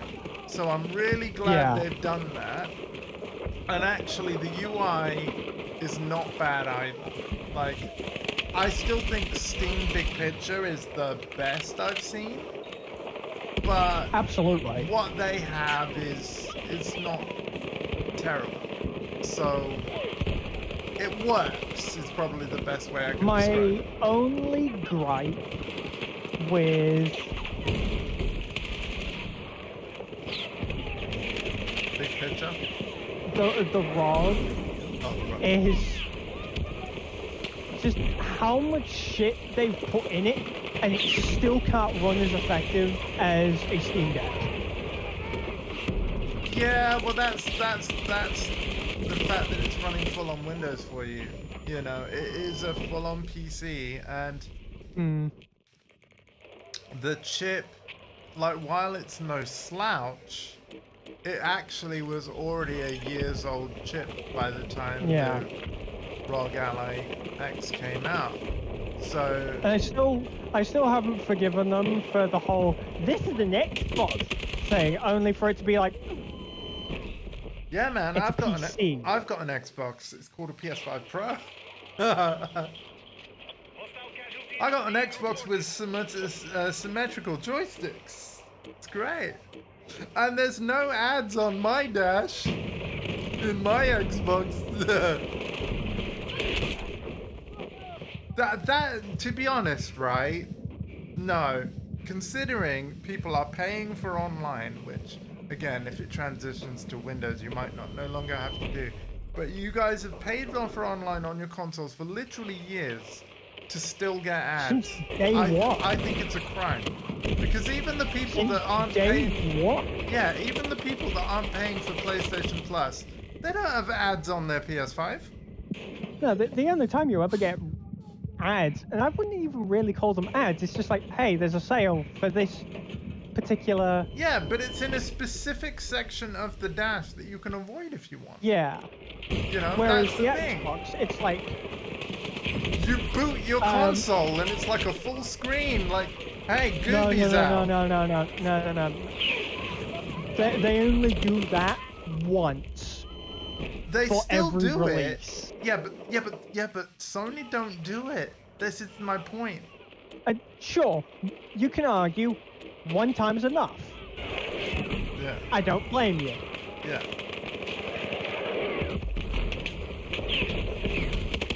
I mean, see, I think PS5's been kind of clever because obviously you boot the system, and if you go to the PlayStation Store, if there's been a big release, like let's say on Wolverine's release day, you know how you've got the 5 must-see cards? I'm showing it on stream now. Sorry, 6 must-see cards at the bottom. Yeah. If it's a big game, all 6 of those cards will be promoting the same game. So in other words, the store homepage is like the full page ad every now and again. But it doesn't automatically take you there on console boot, you know? And I think that's the difference, is like... And not only that, like, the PlayStation 5 store loads really goddamn quick. Because it's literally part of the OS now rather than a separate app. I think that really helps.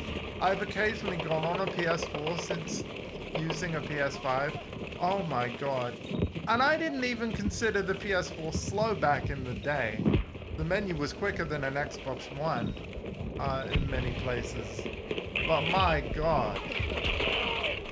You know, a lot of people have said like this gen's been underwhelming, and I can understand what people say. It has been. But in terms of quality of life of the console itself, I actually think we got a big upgrade this gen. And CP Skills will massively disagree. But like, I'm talking like the friction between you turning on the system and actually playing your game really got smoothened out. Yeah. Not to the same levels, and we'll never get to these levels, by the way. It's not like PlayStation 2 simple, where you put in your disc, you turn it on, and you're away. You know, consoles now do just too much feature-wise for that ever to be a thing. But I think that the PlayStation 5 successfully got us closer to that than we've been since. You know what I mean? So... yeah, like graphically and gameplay wise, like yeah, PS5. And by the way, just to warn you, as the generations go on, we're gonna get more and more diminishing returns. So expect less from the PS6 jump. But I think where we're gonna get gains is quite literally just in other areas, right? For PS5, it literally was, you've got a menu that's fast all the time everywhere. And actually, I think because we're used to it now, it's easy to forget how clunky things used to be. Yeah. But I truly love gaming on this system with how responsive it is. And I think even though I've got like a high-powered Mac and more games are coming to the Mac, which is good news to me, I still think I'll always prefer gaming on a console, because a console's literally built to game, you know? So every part of the experience and the system is literally optimized for, hey, we just want to get you into your game quick, you know? Plus on a console, you know, any anti-cheat tech is just built in and isn't an added performance penalty, you know? Whereas PC users do a whole bunch of research where they strip it out and then they realize they've got 20 more FPS, and then they all start being keyboard warriors on Reddit, which again, I understand. Like, you know, de novo does impact performance, yes, but there's a reason why it exists as well. So, you know. It's like, again, for me, it's like, I think it's a great shame that we need these things like Javelin and Ricochet and all this stuff, or easy anti-cheat, just because of a subset of gamers. It's not even everybody. Do you know what I mean? It's like, a lot of people are switching on Linux, switching to Linux to game, but they're having to leave any anti-cheat game behind. I don't think that's fair, because more and more games are going to... It's not surprising, though, at the same time, because it's like, the amount of damage that any kind of game that uses it does, it's just like, okay, yeah, I can see why we're suddenly just not even using this now. Yeah.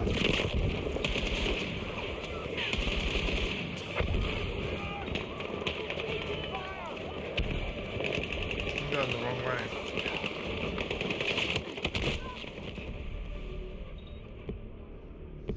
It's alright, the enemy team teleported me to the next sector. We're good. Man, I'm doing absolute crap on my assignments, actually. Could be worse.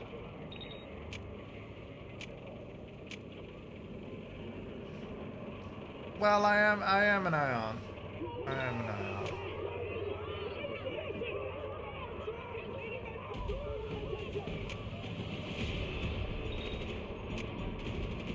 Yeah, if I just keep plugging away as a soul, we'll get there.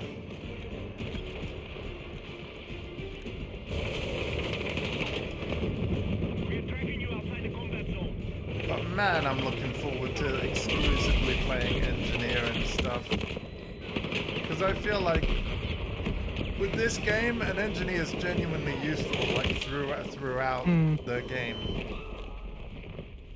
Because tanks are usually always a threat in many of the main modes.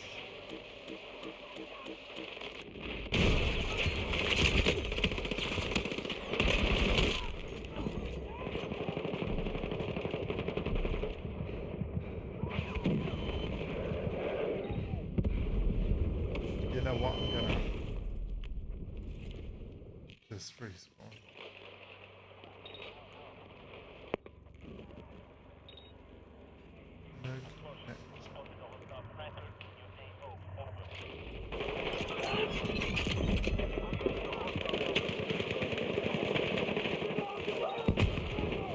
Oof.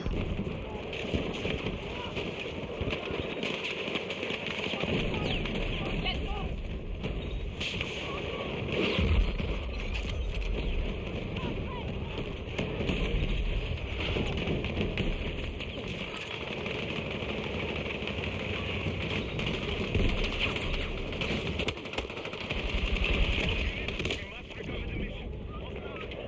Oh, missing.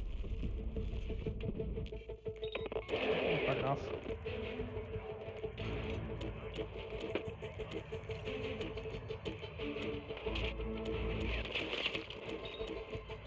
We need attack support on the marked objective. Yeah, keep me posted on your MacBook situation, alright? Yeah. I want to just know what's going on. But yeah, you're probably better off waiting as long as you can anyway.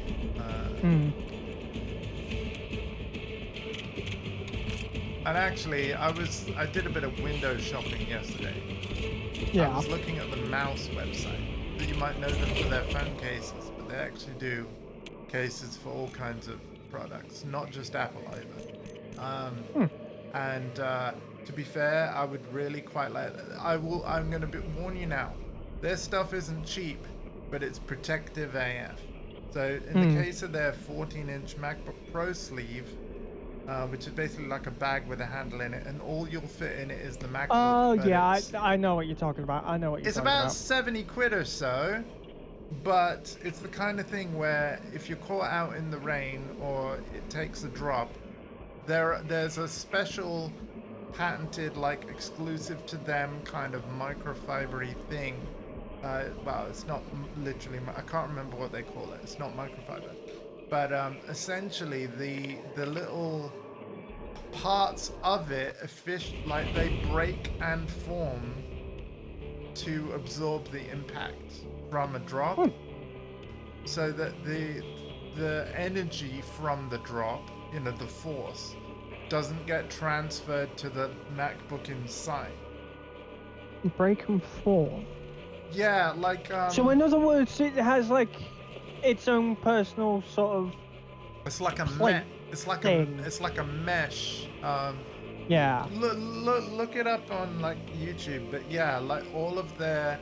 To be fair, the backpack, they've only got this lining in a specific Right. pocket, like I think in the back of the backpack, and the reason why they've only got it there is because like this is the pocket specifically for your MacBook, and we want you to put it specifically in this pocket because this is the pocket that will protect specifically this MacBook. Do you know what I mean? That's why they don't Yeah. use it throughout the whole bag, for example. But yeah, it seems really freaking cool. They do iPhone cases, iPad cases, backpacks, MacBook sleeves, And to be fair, like once I've paid off for the internet thing, like this is the kind of stuff I might end up investing in picking up. Because even though I haven't traveled with my MacBook yet, part of the reason why I wanted a MacBook is so that I can take it, play it, you know, when I've finished my, like, got my music ready. Of course I want to do a gig. Can't take a MacBook Pro to a studio, can I? Yeah. So, sorry, I meant Mac Pro. Yeah. I mean, I would never buy a Mac Pro anyway. Far too much money for, you know, just a different form factor. It definitely has a reason to exist because there are certain professional workflows that need the PCIe expansion that a Mac Pro offers. But yeah, most people are suited just fine by a Mac Studio in that case. Because it's like £7,000 to have that tower of PC. I think they're amazing. If you've never seen a Mac Pro, they're incredibly well designed. But yeah, maybe like, see, here's the thing. You know that meme of like, if I ever won the lottery, I wouldn't tell anyone, but there would be signs. Maybe if you see a Mac Pro tower in my office, consider that a sign.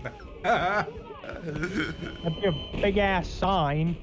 It'd be a very big sign. Big aluminium sign.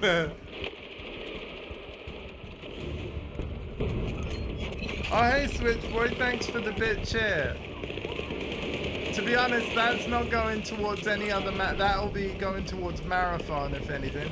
Thank you very much. Appreciate it, sir. Hope you're well.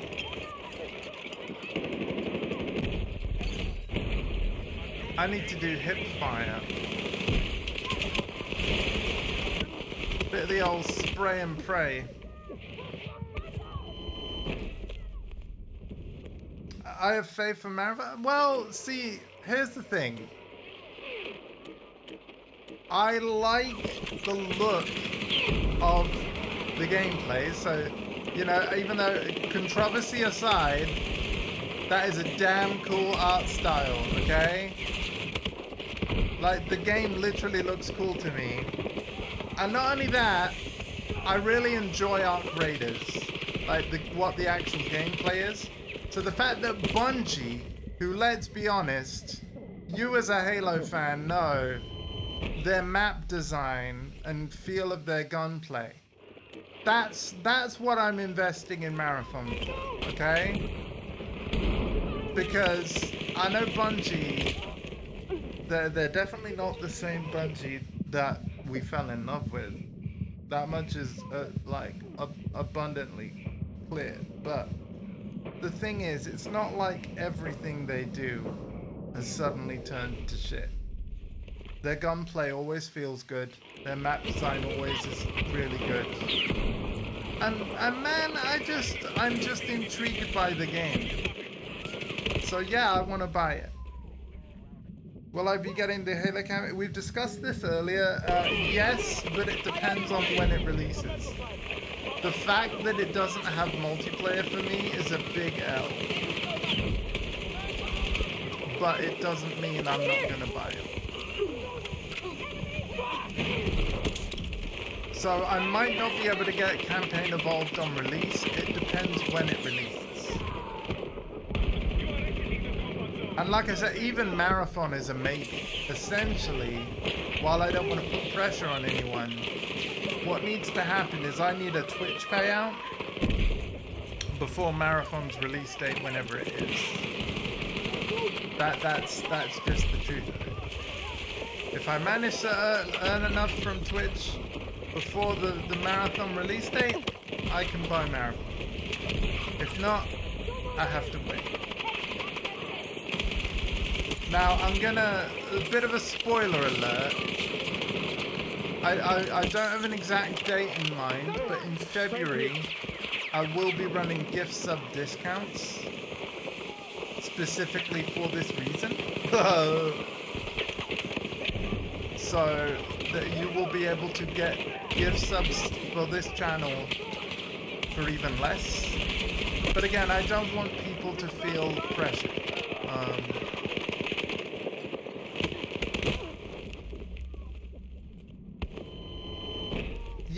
Yes, Switch Boy, like me and my nephew were talking about that as well. Yep, the AI slot We thing. have been bouncing from topic to topic Yeah, as we have been it's been a good time. battlefielding. It's been a good time, and I'm enjoying it. And thank you, nephew, for joining me. Because I have to say, this feels far less of a grind with you present, which is nice. It's just the battlefield magic. Yeah, again, I'm looking for, like, again, I will check out other seasons, I sure. can't believe I just But did that. That is fucking disgusting. any bonus passes and things, I gotta be honest, Alpha, I don't care anymore. I want to play. That is perfectly fine. Yeah, I want to play the modes that I want to play. And yeah, the Pro Pass bonus event with only 1 week to do it. That was like, no, that's not enough time. How dare you basically tell the world, like, oh, you will play our game this week. Yeah. You know, I'm not about that anymore. But it's a shame because I remember, like, and again, I am repeating myself here because I did say this earlier in this stream. Back in my day with Battlefield 4, all of these cosmetics and things were just permanently part of the game as a challenge that there was no time limit on you completing. Yeah. Rather than, sure, they have some things like that in Battlefield 6, but now because of the season model, there's always going to be some camos, weapon skins, or even like weapon blueprints, essentially, that are going to be exclusive to that moment in time during a season. So in other words, the FOMO is rampant. And I hate it because, again, with the older games, this stuff was just permanently attainable in the game. And because of the seasonal model, while I get why it's a thing, I don't like it. So I don't care whether it's season 2, 3, 4, 5. I don't care. I will not be engaging.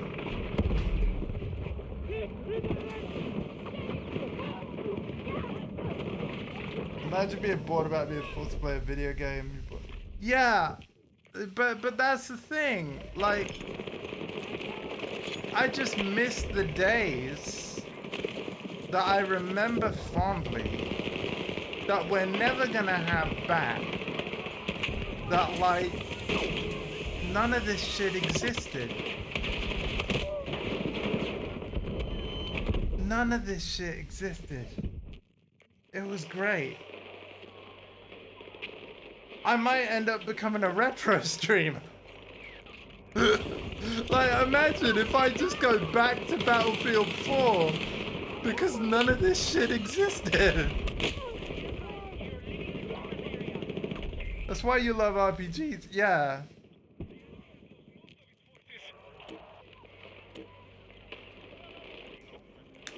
I mean, again, I want to make it clear, Battlefield 6 is a great playing game. I will continue to play it. The only thing I'm quitting, beyond this stream, is the live service shenanigans. That's the only thing I'm quitting.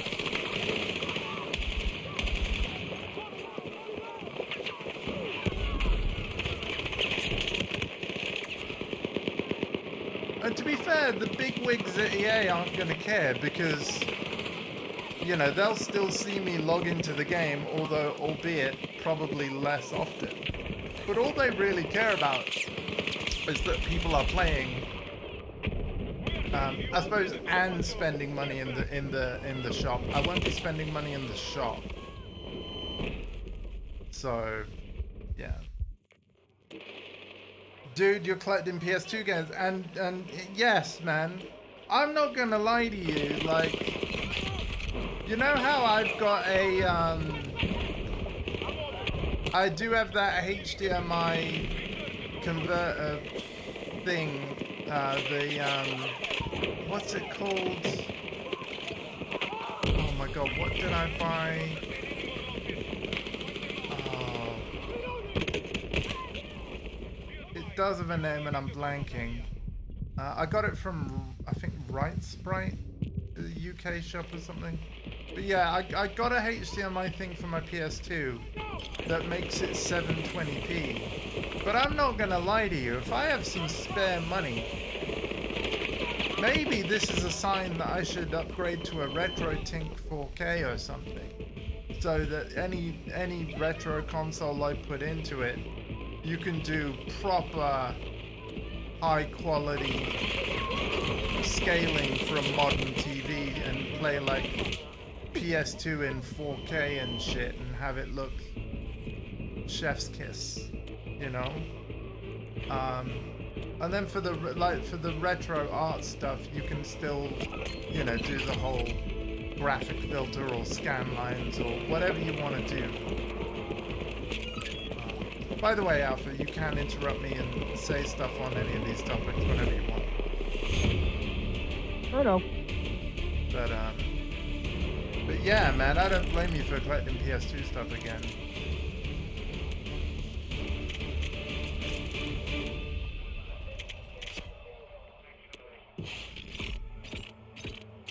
That said, we're nearly done with this. Yeah, hey, I'm on the last tier, man.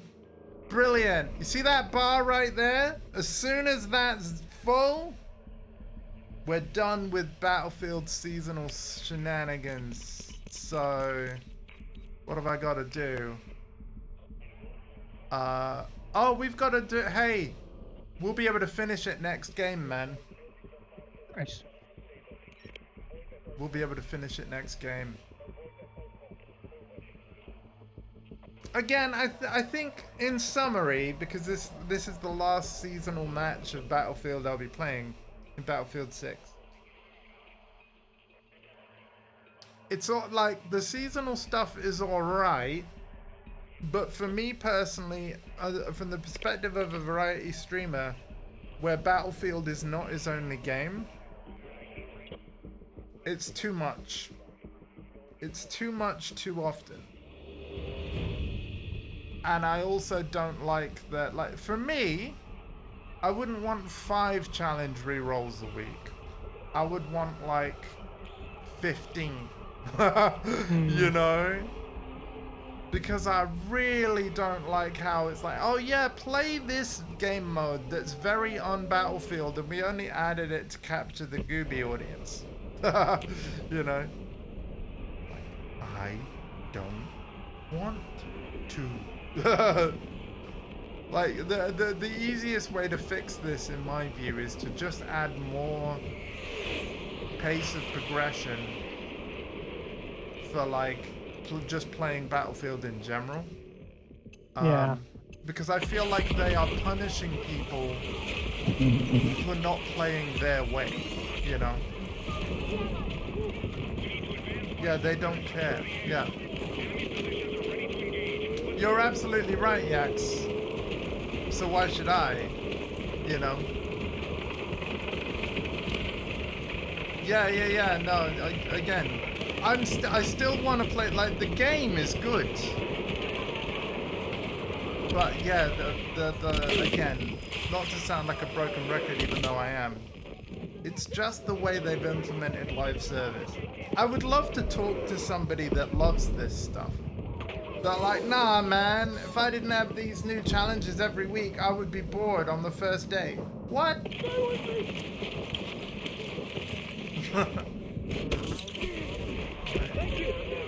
Fucking bullet overboard, damn it! I genuinely, it would actually be cool to stream like a eloquently spoken debate between someone with my perspective and someone with the genuine opposite. So if any of you are ever watching this on YouTube, again, I will be playing this game again. We could have that discussion.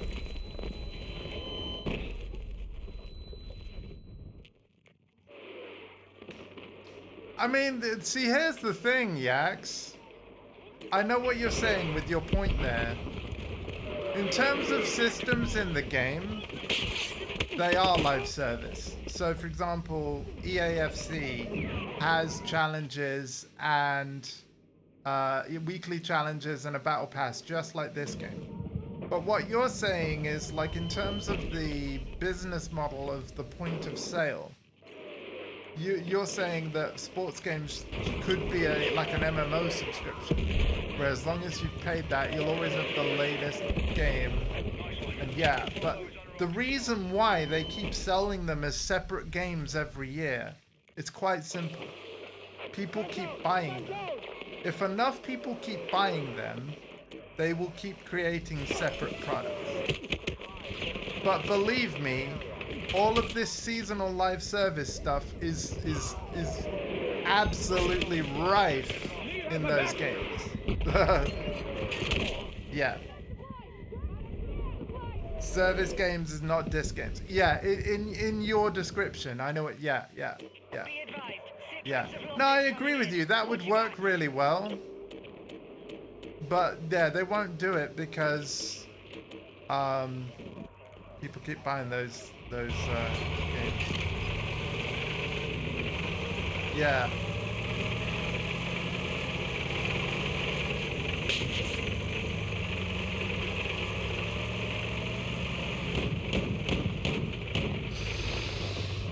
Yeah, I have to say, like, NBA 2K, which I love, but I don't play it as much as CP Skills. What I've learned with recent 2Ks, that what they do is quite clever. They have a system called a cap breaker, right? Where if you manage to earn one... What the fuck? Why? What happened, Alpha? We'll get to the cap breaker in a second. I just got sniped by somebody jump shotting me from 340 meters away at the top of the building. What the fuck? Wow. Okay, so to go back on the cap breaker thing, it's really quite clever. Basically, you can only upgrade your player with virtual currency so much, and then you can only go higher if you like literally grind the game and like increase your attribute cap. This is a really good system because it basically prevents the whales from just spending their way in real money to high stats. Like, it forces you to play the game. But where the cap breakers come in for the seasonal mechanic, and this is where a player like me, who's more casual, will miss out. But I wouldn't be surprised if CP Skills has got a cap breaker every season, is because they put the cap breaker as the reward right at the end of the season pass. And of course, the season in NBA is literally like a month or two long, right? Or maybe a month and a half. I think around 40, 50 days or so. And yeah. I think it's cool, but basically, if I want those cap breakers, and part of me, like, sometimes I'm like, yeah, I kind of do. I literally would have to just play 2K exclusively. I wouldn't have time to play any other game. But I think the reason why they do that cap breaker system is to reward the players that put the time in, you know? I think that's the point. It's like, if you're not willing to put the time in, or make the time, then yeah, your player shouldn't be able to reach the same level of stats. So I can kind of, I can get behind that, you know what I mean? I play many games, yeah. Yeah, a lot of this live service stuff that I dislike is designed for the player that doesn't play anything else. And I think that's the thing I need to just remind myself. Like, it is to entice the literal, like, this is all I play.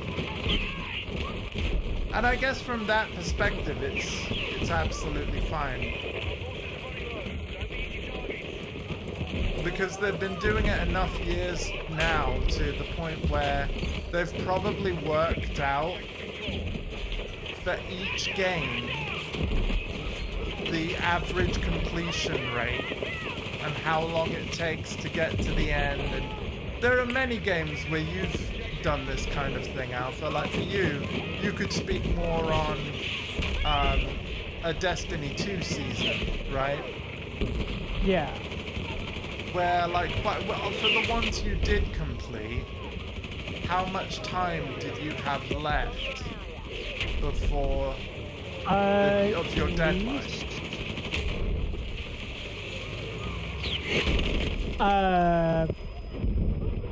About a month, 2 months left.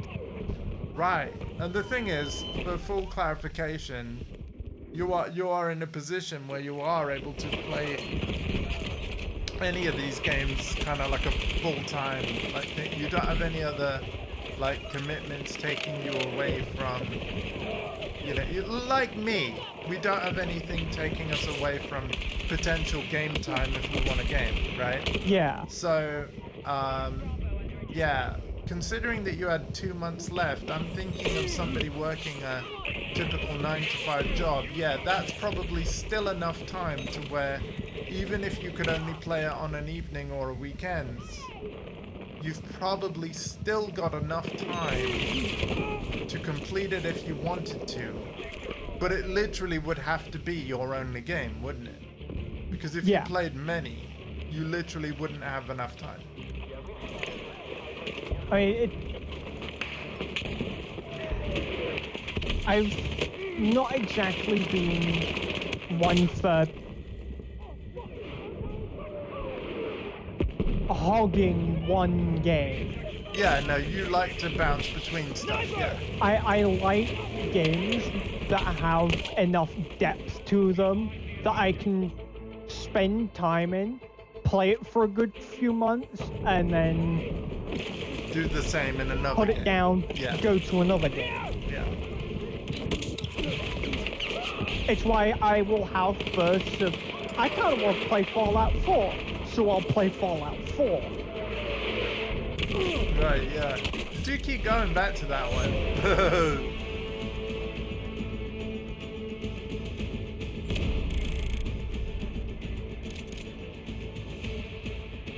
And the thing that stops me from being like... I will say this. Just for the, like, giving myself a personal goal thing, and I know you've already done it, but yeah, I do want to reach rank 100 in this. But I'm not in a rush to, if that makes any sense. Yeah.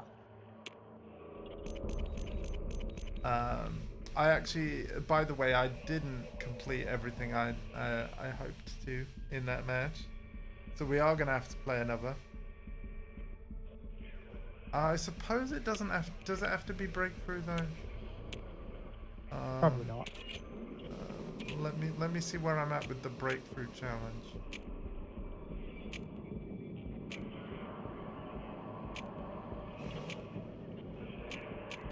Where was it? Which week was it? I might have done it. Strike point. Yeah, I need 3 more kills or assists. Yeah, I think I might have done the breakthrough one. Oh well. I will say though, my biggest gripe with games these days is they try so hard to create incentive, they fail to create a meaningful loop to repeat. Oh, as in the core gameplay loop will suffer. Yeah. Yeah. And I think this is something that Oh, Yax is I'll a gaming admit- goal. Complete Silent Hill F completely. That, you know what? I respect that, man. Because Yax has been talking about it. Like, he says it's a decent game. But if I can paraphrase you, Yax, although feel free to type your opinion here now that we're on the topic. He doesn't feel like it's his cup of tea specifically. And Yax, if you want to elaborate on the why, that's totally cool. I'm still very curious to try out the game, but I actually I respect the kind of perspective of, because I feel that way a little bit about Battlefield 6. Again, with these smaller maps and live service challenge things, this game's less for me than Battlefield 4 was, for sure. the missus has been getting very into Silent Hill F, trying to understand the depths Oh, of what? She it. bought it? No. She's been watching people play it, and she's been wanting to talk to people about Silent Hill.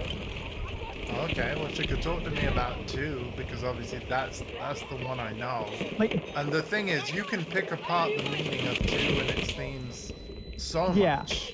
Like I have explained there to is her there's like the loop the kind of theory and depth everything. that Silent Hill 2 has gone through. Like all the mumbo jumbo, the theories and everything. And the thing that she is more interested in is everything that is currently going on in Silent Hill F. Okay, well, F Based I'm not familiar. Its climate of the game setting, who everybody is, what the whole deal is, what the premise of Silent Hill is at its core.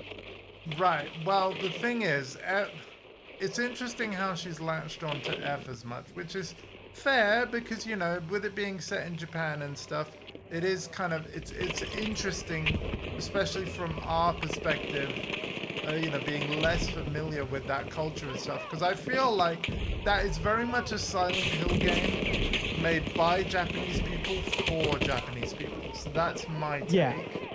Whereas the earlier Silent Hill games, the ones set in the town of Silent Hill is a fictional town, but it is an American fictional town. So even though the game was still made by a Japanese team, Team Silent, you know, in Konami, it was a Japanese team trying to create a game that would appeal to us, right? Yeah. That's what they were trying to do. That's why Silent Hill's an American town and James Sunderland is an American guy. They were going after the actually, don't say it like that, Andy. But yeah, they were marketing to the Americans and the Europeans, and yeah, like that was the point. Yeah. So I They find wanted it to chase I find it interesting how Casualties. she's latched onto, and it makes sense because it's unknown, right? Like she's curious. Yeah. It's like, oh, look at this funky setting and stuff. But yeah, I doubt. See, here's the thing where a lot of her investigation work might fall a little flat. I feel like Silent Hill F is only Silent Hill in name. In the sense, and what I mean by that is that whatever the name of the town is that Silent Hill F is set in, or whatever, I don't think it's going to have anything to do with Silent Hill. So it's only Silent Hilly because of the creepy things that happen, but it doesn't have any link with, and I could be wrong because I haven't played the games, you know, maybe the weird cult from that are part of Silent Hill 2's history, maybe they do have members that lived in Japan or something like that, you know. I find that particular lore tidbit so intriguing. Again, it's not a lore trip, it's not fact, I'm only speculating. Oh, were you just talking about the cult in general? Yes. Okay, yeah. Well, you have to play Silent Hill 2 to dig more into that. or you know, not only, I mean, I know you've seen some of my playthroughs, but you could either watch the entire thing while missing nothing, and then just explore Silent Hill YouTube videos. Yeah. Because they dive into that stuff, you know? But I truly feel like, and I know you've said before, like, you're not sure if it's your thing. I truly feel like it's a game where if you're in any way, for any reason, the slightest bit curious, don't watch a playthrough, just play the game. Because the game is such an amazing experience that I feel like, you gotta remember, I don't like horror. I don't watch horror movies. Because the thing that I can't stand still or ever is jump scares. I really can't stand jump scares at all. I think it's a tacky way of doing horror. Like it's cheap in the sense of rather than creeping me out via tone and like, you know, a really nuanced, creepy narrative. It's just like, play sudden, loud, short noise in your face and shove something creepy looking at you all of a sudden, unexpected. Like, it feels like a cheap shot. I really don't like jump scares. And actually, Yax, that's a serious question for you. Does Silent Hill F have jump scares? Yes or no? If yes, are they frequent? Because I'll give you some context, and you might not have played this game, but just in case, I can't play Dead Space, as an example. I can't do it.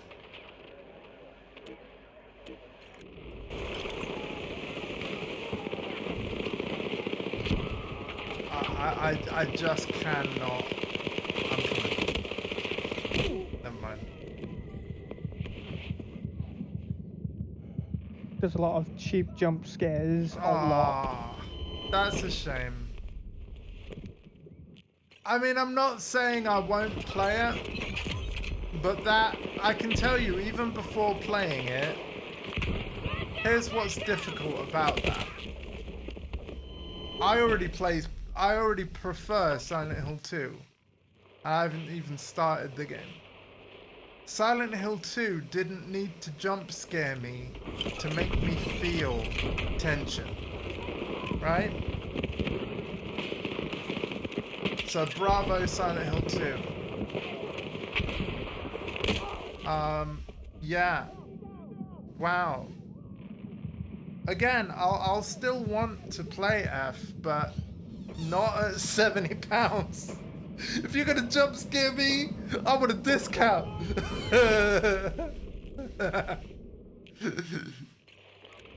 God It was damn on it. sale on the Xbox for like £32. Yeah. No. Last week. But that was last week. Yeah. I hate jump scares. I really do. I am not a fan of jump scares. But that will make for an entertaining playthrough for you all, won't it? So. But yeah, I don't enjoy them.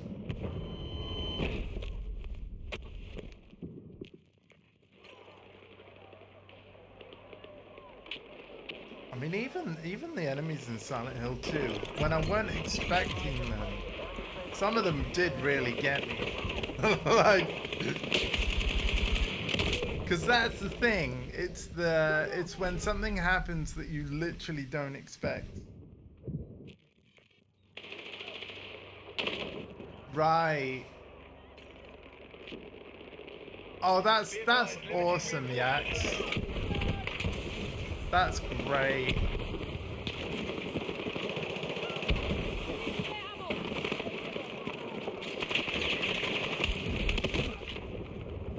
Man.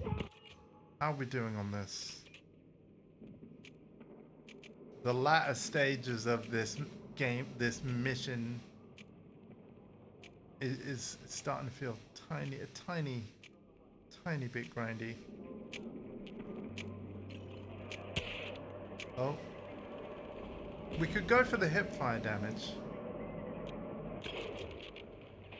It's just getting close enough. Yeah, as it stands right now, you'd be lucky. I've just got a bunch of hip fire damage. I'm sure it's not enough, but like, you know when you actually like, okay, this spawn, I'm going for it. I'm gonna specifically move to flank, and I'm just gonna, yeah. We could also pre-fire as well. Hmm.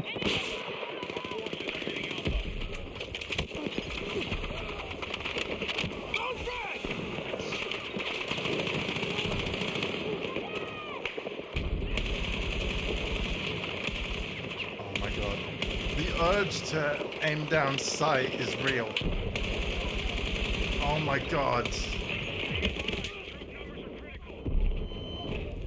But this is the thing that's silly about this challenge system. It truly feels like Simon Says. Simon Says get 3,000 hip fire damage. Like, Yeah. why? Why? Can you imagine if our army actually started saying stuff like that? Hmm. Yeah, defend our country, but can you do it this way? Yeah.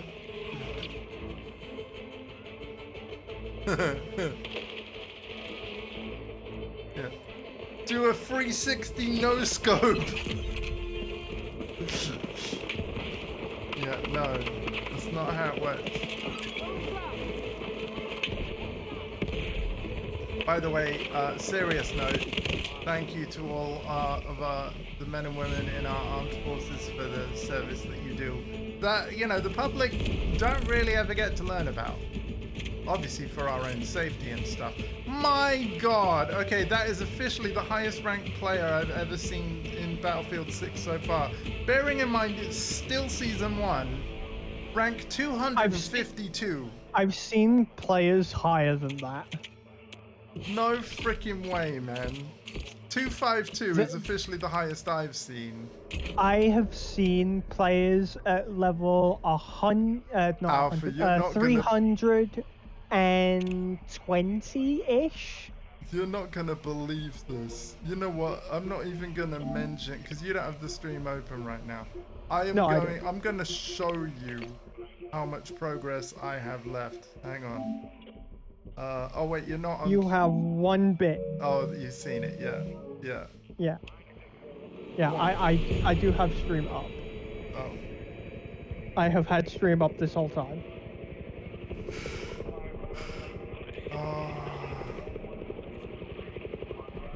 Ruh-roh. I can't believe it. One.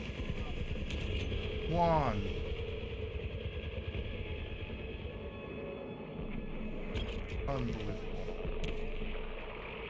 Oh, it's not counting. Why the fuck is it not? Is it because I have it underbarreled on my? Oh, are you trying to do a grenade thing? Yeah, the last challenge for assaults. You don't need to do them though. So talk me through that a second. Is it literally because I'm just doing it to do it because it's fun. So actually, you are almost kind of like that perspective I want to talk to then. The opposite perspective, because for me, like you got to think, in the older Battlefield games, well, the challenges were there, but there was no time limit. Don't get me wrong, the challenges suck fucking ass. But I'm doing it because it's giving me another outfit. Another thing to do, yeah. I've already gotten every single weapon. I have two weapons essentially maxed out to Mastery 40, and I just need to get them to Mastery 50 to get that weapon blueprint for the level 50 Mastery for those two weapons. But I'm not doing them because I want to do it for other weapons first. Right.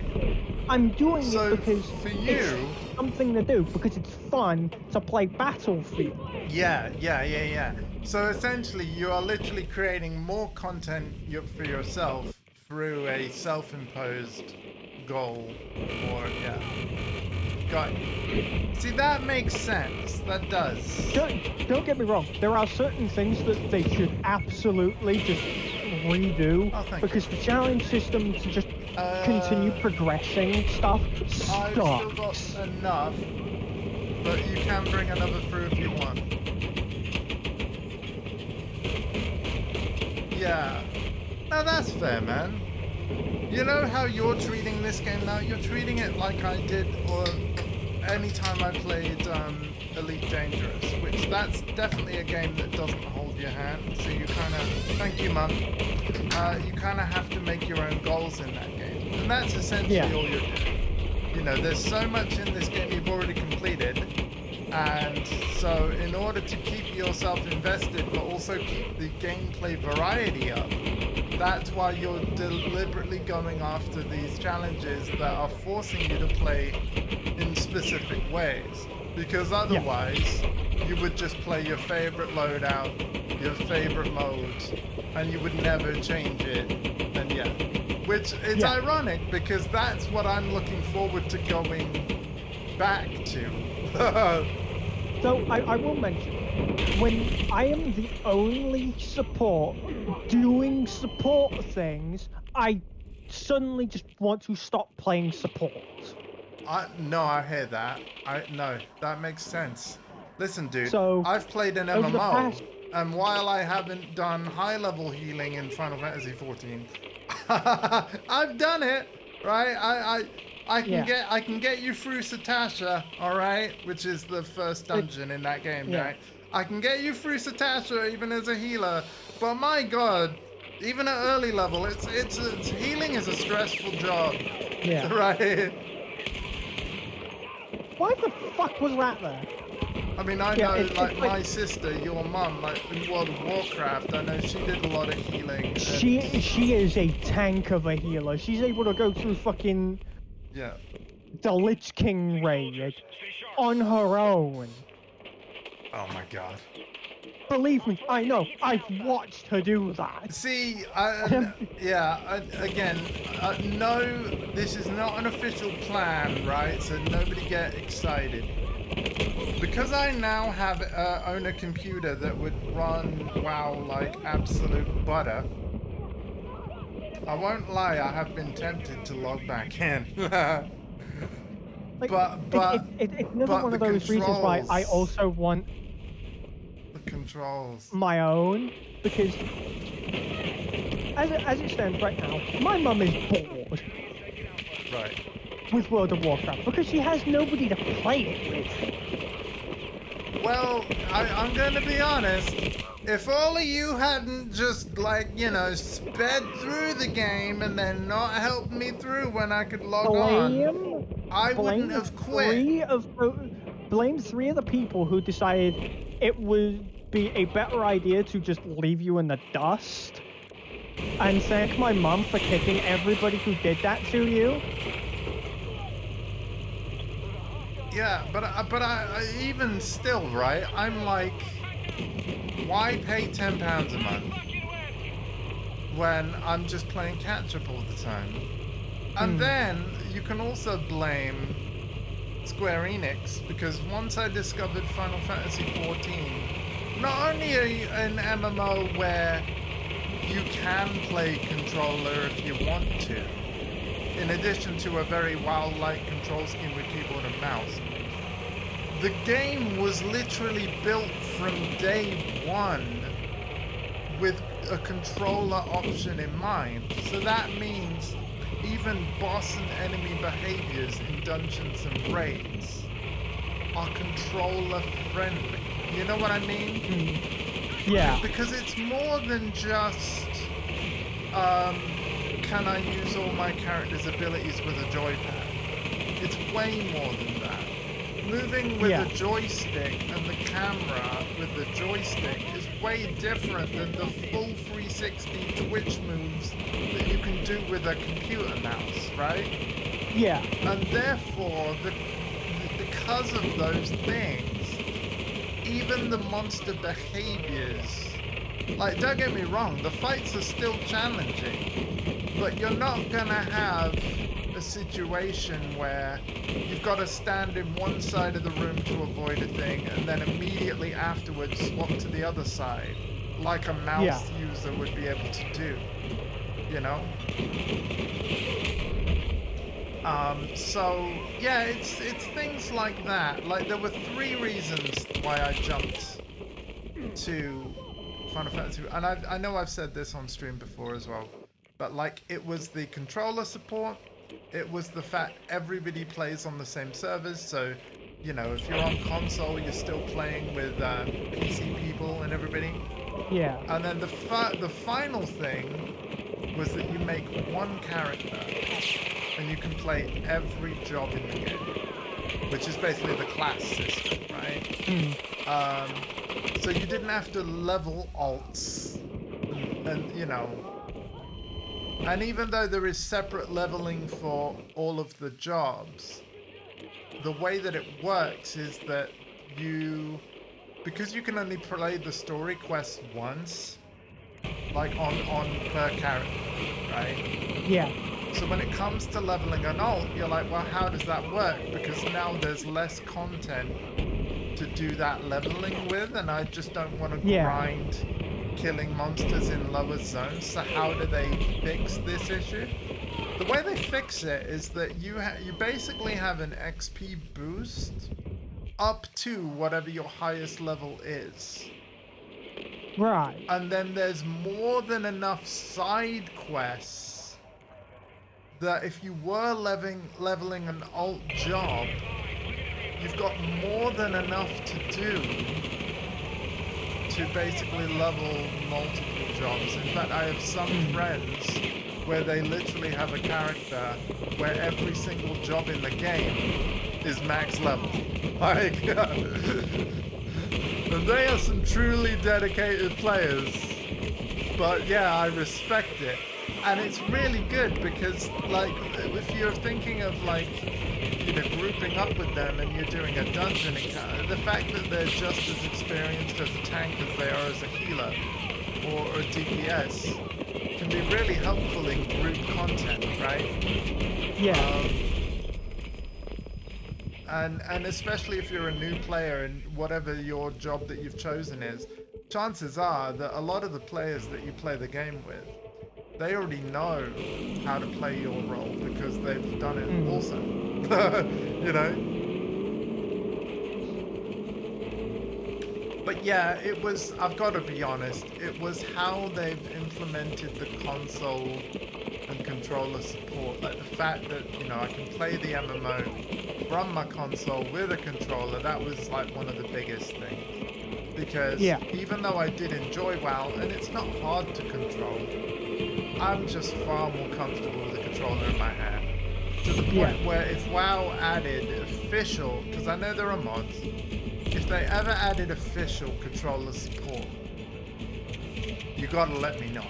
You've got to let me know, because I will want to jump on that and experience it. I heard rumblings with the Dragonflight update that they might, in fact, fluff breakthrough.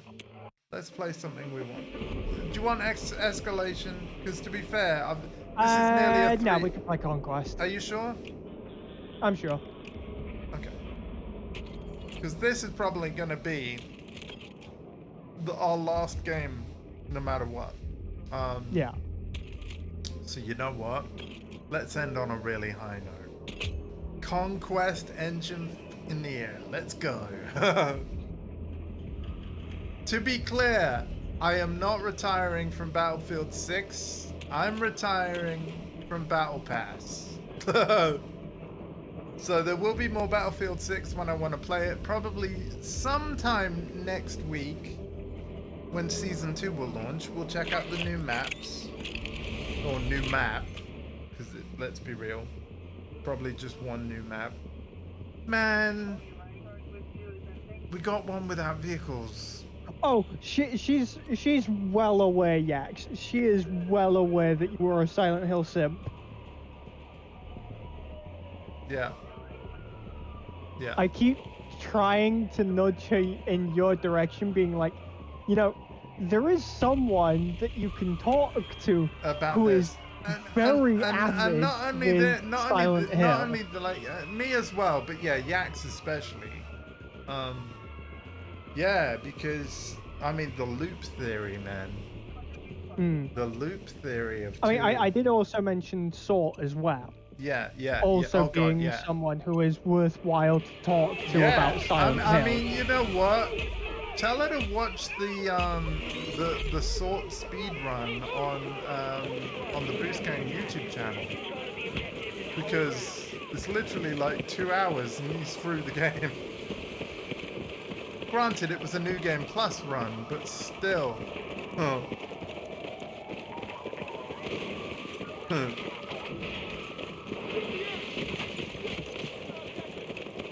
Aw. And I love how Sort trolled me in that playthrough, right? He specifically chose the hard puzzle difficulty so that all of the solutions that wait, no, did he? No. I think he chose standard because he didn't want to spoil the hard solutions. Because he's like, someday I've got to play it on hard, and he's like, I'm not giving you the clues. And I'm like, God damn it! Or something like that.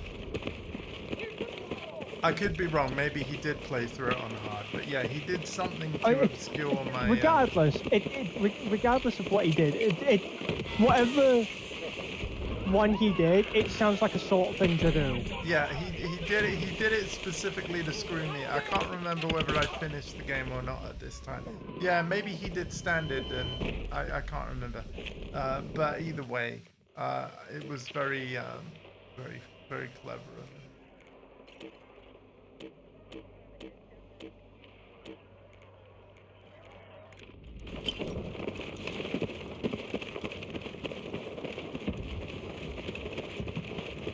I mean, I've gone through Silent Hill 2 twice now, and not only that, when I do my third run, I've already decided what I want to do, and it's going to be pain. Do you want to know why it's going to be pain?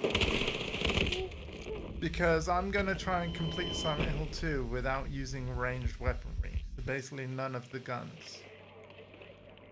Oh, and here I was thinking you were going to be like, I'm going to do it without dying. No, there isn't a trophy for that. No.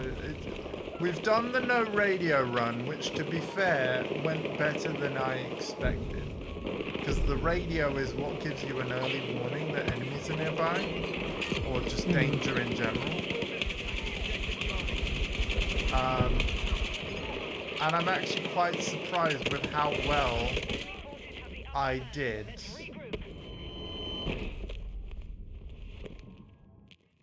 Be advised, attack support needed on the marked objective. Yeah, no, the chainsaw did help a lot. It did. But yeah, I want to do a run without firing a gun. So I'm not even, like, when I do that run, to further enforce it upon myself, I'm not even going to pick up the guns in the playthrough.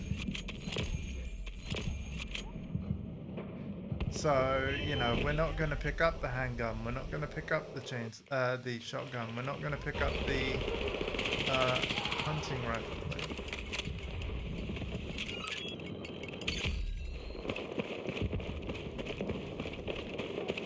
I remember on my first playthrough, I was so afraid of missing the weapons, because I started finding the ammo for the next weapon before having the weapon, and I'm like, oh my god, I haven't missed the shotgun, have I? And all I've got is this crummy pistol.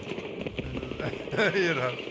And of course, Boost Gang being Boost Gang, I don't think you guys told me, which is good. Because, you know, first experience through it needs to be pure. But yeah, I was like, so paranoid. I feel like it would be a sort of thing to do, to be like, no, yeah, you missed the weapon. Yeah, no, nobody said that, thankfully. But yeah, no, I'm happy to report, and I hope you don't mind me mentioning it. I feel like if anything, it's going to put your mind at rest. It will be. It's not impossible to miss them, because if you're really not paying attention, I can see how you'd forget to pick it up. But like, it will be.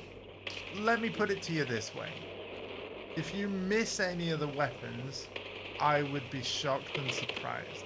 Because all of them are very front and center in rooms that you have to go in. Yeah. So, yeah. From that perspective, I think you'd be alright. We begun our assault on Charlie.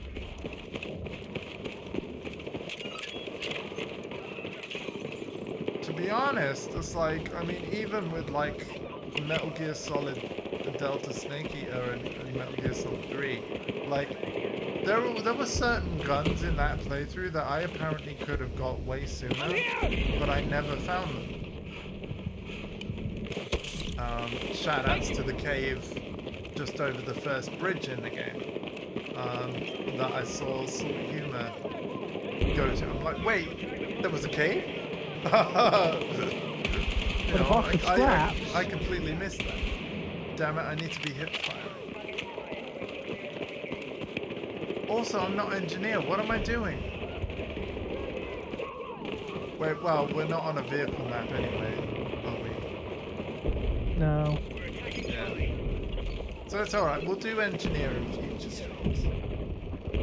But this is what I mean, even to have a map without vehicles is weird to me. Operation Metro. Operation Locker. Oh yeah, true. Okay, well... Redacted from 2042. I think... Do you know what? I think it's because of the design of this map, where like... Because it's like, you know, still a very much urban cityscape, but it's just a small section. Yeah. Like, Operation Locker and Metro specifically are very much They were very linear maps. Well, they're interior spaces. Yeah. This isn't. Yeah. There's a lot of street. Well, there's two streets. To be it's fair, very Metro mappy. did have an outside section, but the bulk of the combat was indoors. Yeah. And everybody was primarily using an AA-12 with explosive rounds. What was the name of the... Because I loved that map. The version in Battlefield 5 that was like a train station in a... Oh god, I know what you're on about. Yeah. It's definitely not Rotterdam, because even though that did have a train station in it, it was very No, it was like an vehicle-heavy. underground station, and lore-wise, it might have connected to Rotterdam, but yeah, the name of the map would have been different, you know. And this is another thing about retiring from live service of Battlefield 6. It gives us an excuse to fire up the older games that I know you did pick up on, like PS4 versions. Yeah, I picked up the PlayStation 4 version of 4, 5, Battlefield and 1, 4. right? I think I have, yeah. And Hardline as well, or? I don't think I have hard. Because basically I don't they think had I got- they had a bundle that basically had them all. Yeah. Fun fact, I never even started Hardline's campaign. I've never even started Battlefield 5's campaign. I played Battlefield Hardline's campaign, and it's very...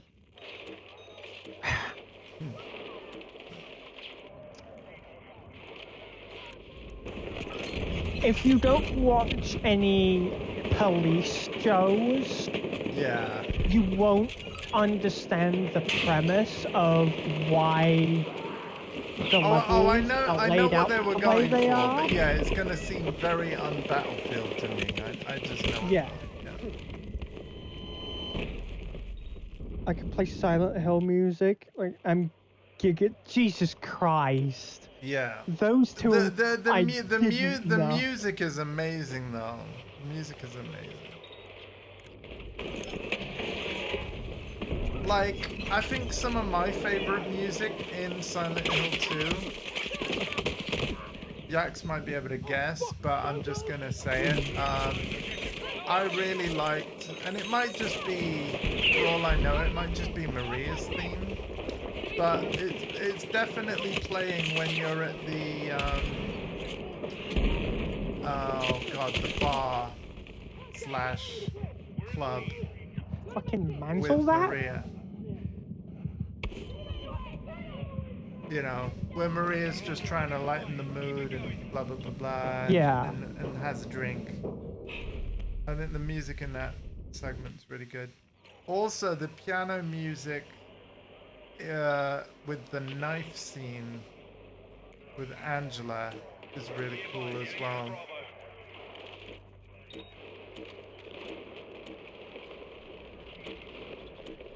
Hey, buddy. Oh, that's amazing. Yes. That's amazing. Huh. Oh, yep, there's somebody higher than someone you saw earlier. Level 264. Jesus. And there's somebody even higher than them being level 283. It's season 1, guys. But again, these people, they won't be playing Don't anything play else. anything else. Yeah. Fair play to you, man. Like, I'm impressed that... See, because for me, I don't know, I love this game and I love how it plays. I feel like I probably would get bored of it by then, though. Like, to have done that Yeah. much playtime in one season. Like, if You know haven't what would make it noticed- easier, though? I have to be honest, and this is why I'm glad you're here. If I had a group of friends, like a whole squad, that also never played anything else. I suppose that's what my family used to be like with Gooby. But yeah, if I Yeah, just but now enjoyed everybody's it... playing everything else. Yeah, and so I guess if there was 4 of us that all loved it that much, and you know, just always, you know, the desire to play this was there, then yeah, okay. But no, I just again I like playing multiple things. Mm. I need to be doing hip fire, damn it! I keep forgetting. It's a muscle memory thing. That's the issue I'm having right now. It's like you see a guy, you aim down sight, you shoot. I need to spray and pray for a little bit.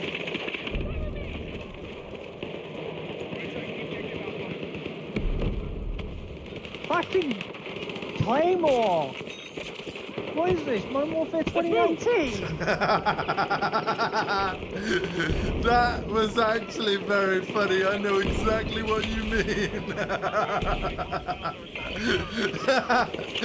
Oh. Fucking hell! Oh. Freelancer after the comedian. I mean, dude, it could be worse. Do you remember Martyrdom? I loved that perk. I I got remember so many Martyrdom. kills from Martyrdom. Yeah, I remember getting lots of kills with it and dying from it a lot. And these days, granted, you can't equip that death perk anymore, but you want to know what you can do? Imitate the damn thing. Enemy attack confirmed at Charlie. Which I can't help but feel like is more amusing. Better grind this imitate thing and start perk. community. Yeah. Nah, you see, I don't have a desire to grind this thing. It's a good game, and I enjoy it, like... Because I do get the urge to fire it up. I have fired it up off stream. So I'm confident the urge to fire it up will happen again. Especially when there's new content. So new maps. You know, not just another week of challenges, but actual new maps, new vehicles, new weapons. You know? Yeah. I'll be there for that. I mean, something I've probably mentioned, if nobody's noticed, I've not exactly leveled up all that much since the last time we played together on stream. Sure, because I mean, you've done 100. I've been playing other things. Yeah. Yeah. I have put enough time into season 1 to be like, okay, I think I'm gonna I'm good now. Yeah. hit the brakes a little bit, Yeah. because otherwise I'm gonna play this too much and I'm gonna burn myself out. And then you'll never want to play it again. Yeah. Exactly.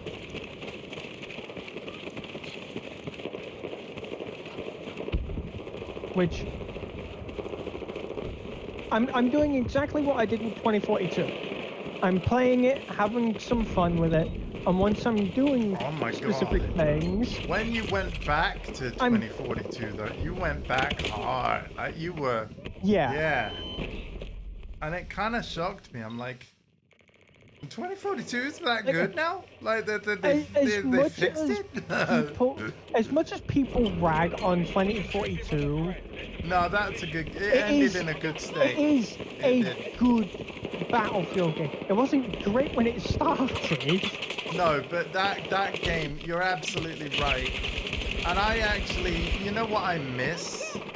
I miss the What's dynamic weather, man. Yeah. I actually think the sandstorms and the hurricanes really added something to the game. Yeah. Like, you know what? People would probably... It's probably never going to happen because I feel like unless the target audience was that of a tactical shooter, like, you know, Tarkov or something. Like, because what I'm imagining would be cool. Imagine a battlefield with fully dynamic weather, a day-night cycle like during the course of a match, Yeah. stuff like this, but it's probably never gonna happen because people won't want to change to a night goggle loadout, you know. But I think it would be really neat. In fact, that's kind of what I miss about Modern Warfare 2019 and 2022, because they had the night goggle map. I thought they were amazing. They were really amazing. And yeah, you can still play them, but only in like private game because the server lobbies playlists never bring them up, pretty much. Yeah. The thing that you kind of have to match into nowadays for Modern Warfare 22 and Modern Warfare 23 is you need to boot up shipment 24/7 or you're not finding a game. Wow. So what? They have that playlist on constantly now? Basically, yeah. That's really bad. They should only do that during double XP, and even then, like... But it's like, everybody's playing either this, Arc Raiders, or Black Ops 7. Yeah. Just like, there's no Call of Duty game that's capable of sustaining its player base. Yeah, no, because they always move on to the next game. Yeah. Yeah. This is why I've always respected Battlefield more, because I mean, in a way, if they're smart, the next Battlefield isn't going to be Battlefield 7. Yeah. They will change the setting and the premise again. I want a sequel to 2142, and I want the Titan mode back, which has nothing to do with Titanfall. Instead of flags, essentially we were capturing missile silos, and the Titan was a big airship that you had to blow up from the inside, rush game mode style. So it perfectly combined Conquest and Rush. So it's like Galactic Conquest in the Star Wars Battlefront 2 thing. Yeah, good shout. Yeah, it is. You're playing Battlefield Conquest first, capturing all the zones, then going to the ship to then destroy the ship.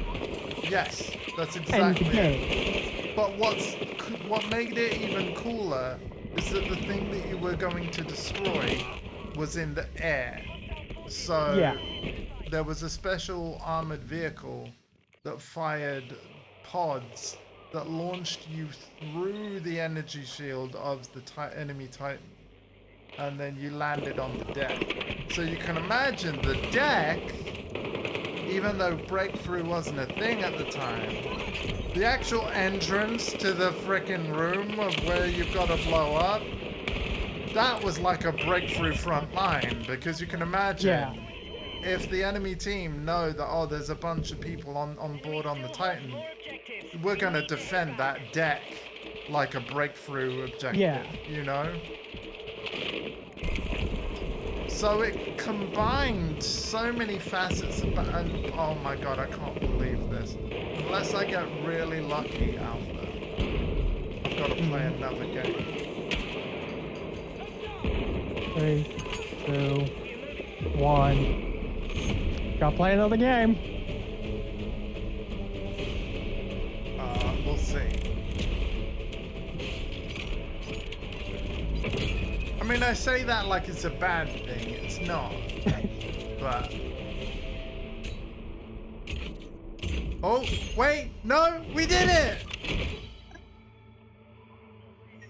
Yay! You know what, though? I will play another game because we have a high likelihood of having a vehicle map.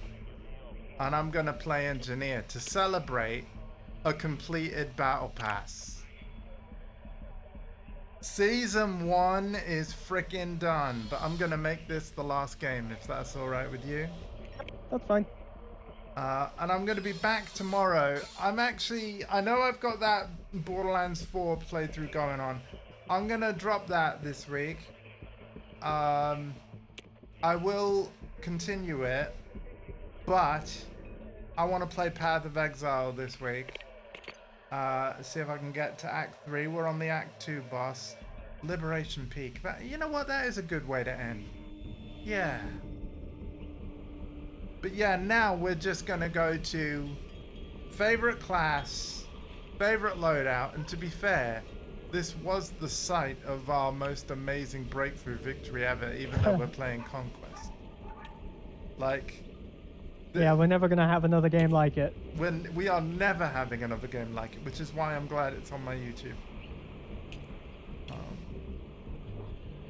It truly was the stuff of legend. Now, do I want deployable cover? Did I have a challenge as to why I've got deployable cover? Let me have a look. It's class assignments, right? Is it class assignments? Oh my god, this menu, it's a right stick.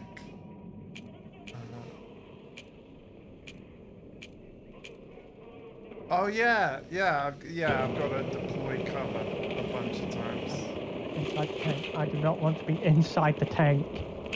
I want to be inside. No, I don't mean like I was in the tank. I was clicked into the tank. I wasn't actually in the tank. Oh, you were in. Oh, you were in the tank. Okay. Yes.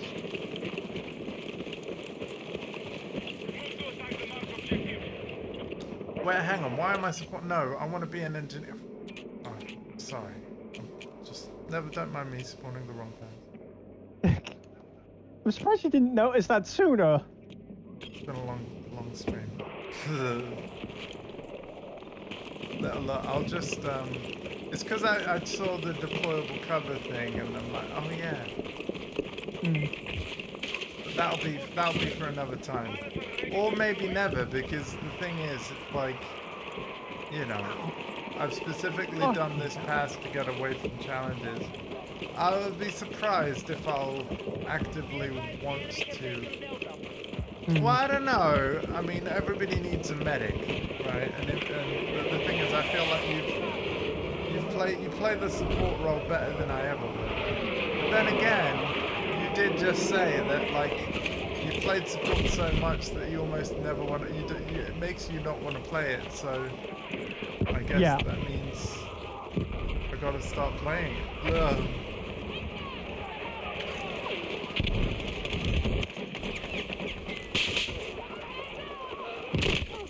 Right, I'm going engineer.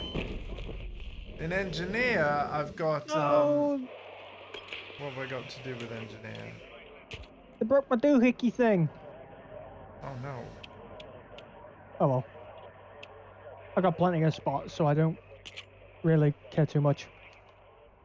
With engineer, we have to.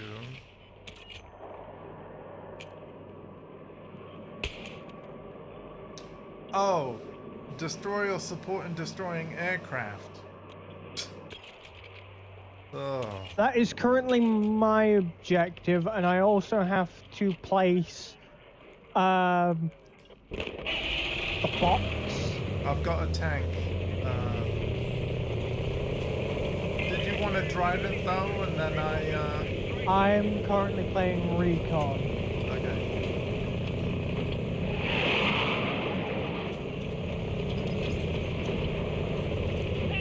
I just thought snow It's on a okay. rock It's okay. was I'm perfectly fine. Sniper Glenn. I'm a fucking moron. Imagine thinking that snow on a rock is fucking Sniper Glenn.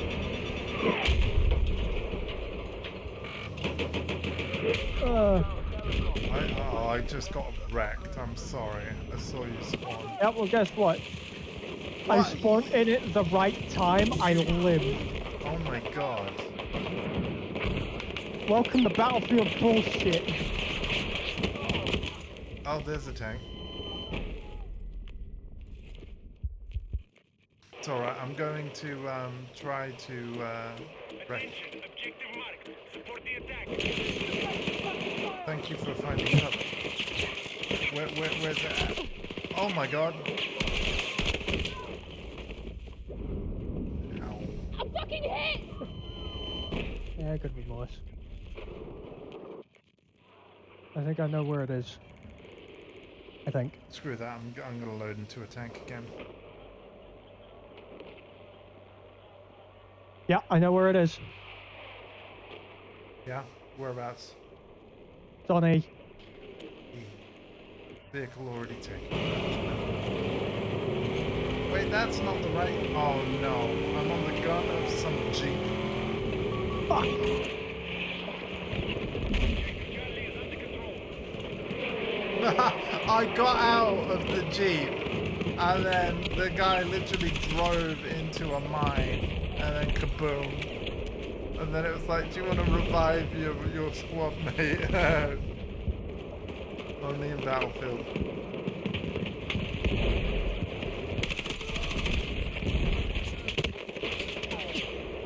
Yeah. I'm hoping with the next season we get some naval maps. Oh god, And I yeah. hope we get more than Yeah. 2. Yeah, because you know what? That's another thing about Battlefield 4. They had the DLCs being different themes. Hmm. Where one was like, I think it was literally called Naval Assault. And they basically added the Titan mode of 2042 back. But instead of it being an airship you were blowing up, it was an aircraft carrier. That worked so well. There was that one. There was Operation China Rising.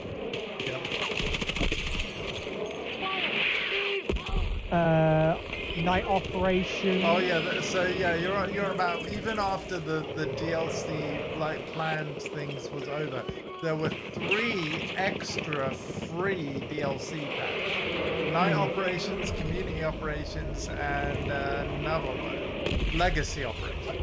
Yeah. Yeah, so 4 just has so much content. And yeah, Battlefield Premium, as it was called back then, really felt worth buying. But again, it didn't have like live service seasons as such. It was just No, like not at all. new DLC and more challenges with no deadline on when you had to complete them by. Yeah. Loved it. And actually, I do actually think that, yeah, like, it could possibly be a skeleton crew of a game, especially on console, but it might be worth seeing if there are any players, and if there are, Yeah. or even if there isn't, maybe we could use this Twitch channel and, you know, I know Yax hates the word, but like my community to kind of crowdsource players. You know, if that's the kind of stuff we want to play, find ways to make it happen. I especially would love to do this kind of thing for certain old fighting games as well. Yeah. You know, the Soul Caliburs and KIs of the world. Although I really want KI on frickin' PlayStation.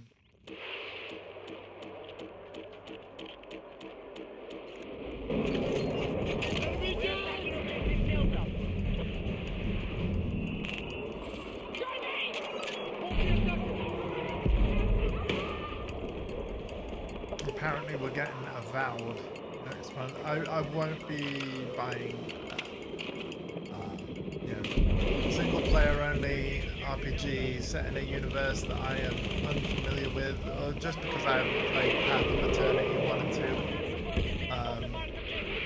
Or sorry, Pillars of Eternity 1 and 2. Doesn't mean I never will, but I've got other, you know, obviously as we've discussed at length in this stream, I'm only buying games selectively, very selectively at the moment. Marathon will be the next one, again, depending on how things go. And I've just got enough of a backlog and a list of games that I already own that I want to play through that I could just play what I have, you know. But yeah, Resident Evil Requiem's happening on release. The Diablo 4 expansion, Lord of Hatred, is happening on release. Basically, the franchises that I really am invested in, you know, like, and I'm not just talking like monetarily, like, as a fan, I'm invested, you know. Enemy attack is underway at Foxtrot. Hostile forces are still controlling the fight. I'm also really looking forward to the next Ace Combat game. I mentioned that I loved those games back in the early 2000s on the PS2. Ace Combat 8 being a thing will mean that I will be doing a playthrough, even though I've already completed it before. I will check Ace Combat 7 on PS4, see if there's any kind of New Game Plus. We'll play it for the plot to prep for Ace Combat 8's release. What my hopes are is crossplay. If we finally get crossplay in an Ace Combat game, that'll be really good because the multiplayer is actually really fun. Yeah. Although I have to say, because I tried it in Ace Combat 7, it is just like a fighting game. Ace Combat is a way of humbling you to where, you know how when you play your friends, you think you're really good at the game, and then you go then you online, play online, and then it's just like, oh, there's people who have played this for ages, and they just did me in within a matter of seconds. Yep. It's, okay. Yeah.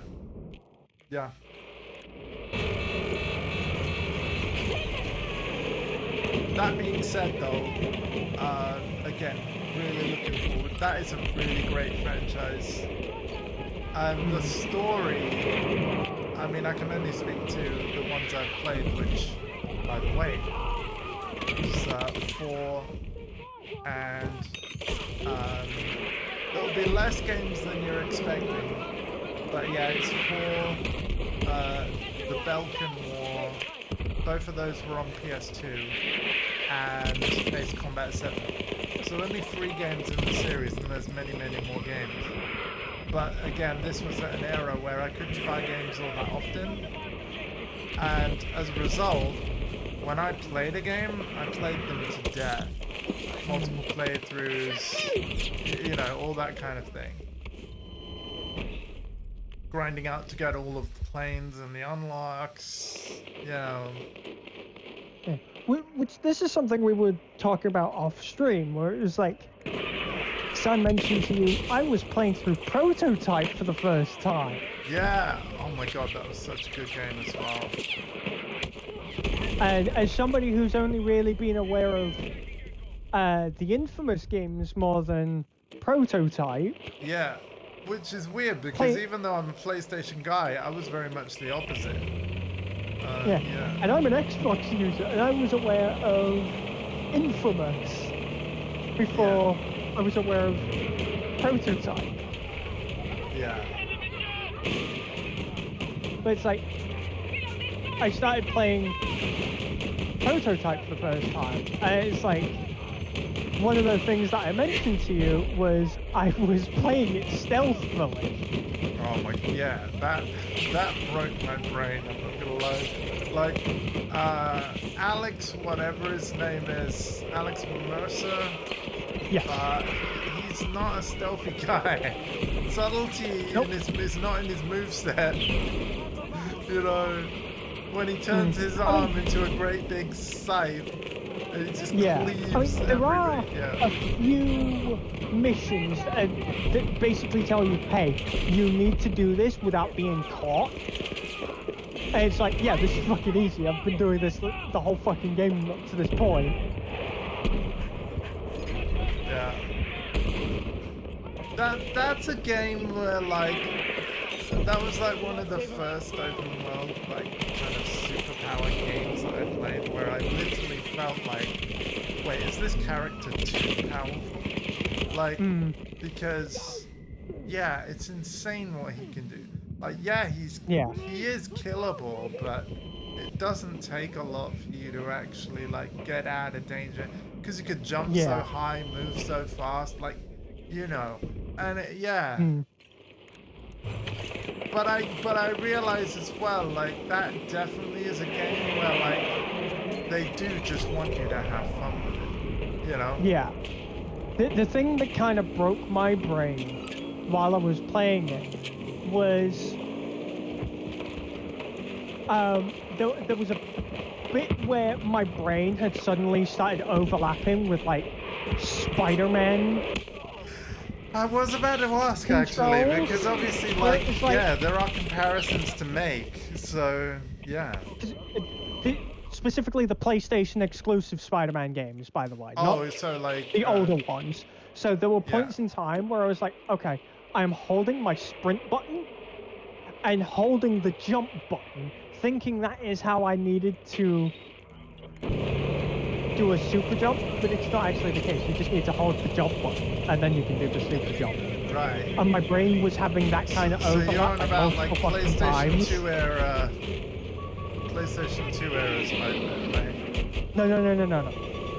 I'm talking about PlayStation 4, 5 Spider-Man. Because that was never the case in the old Spider-Man games. Oh, right, yeah.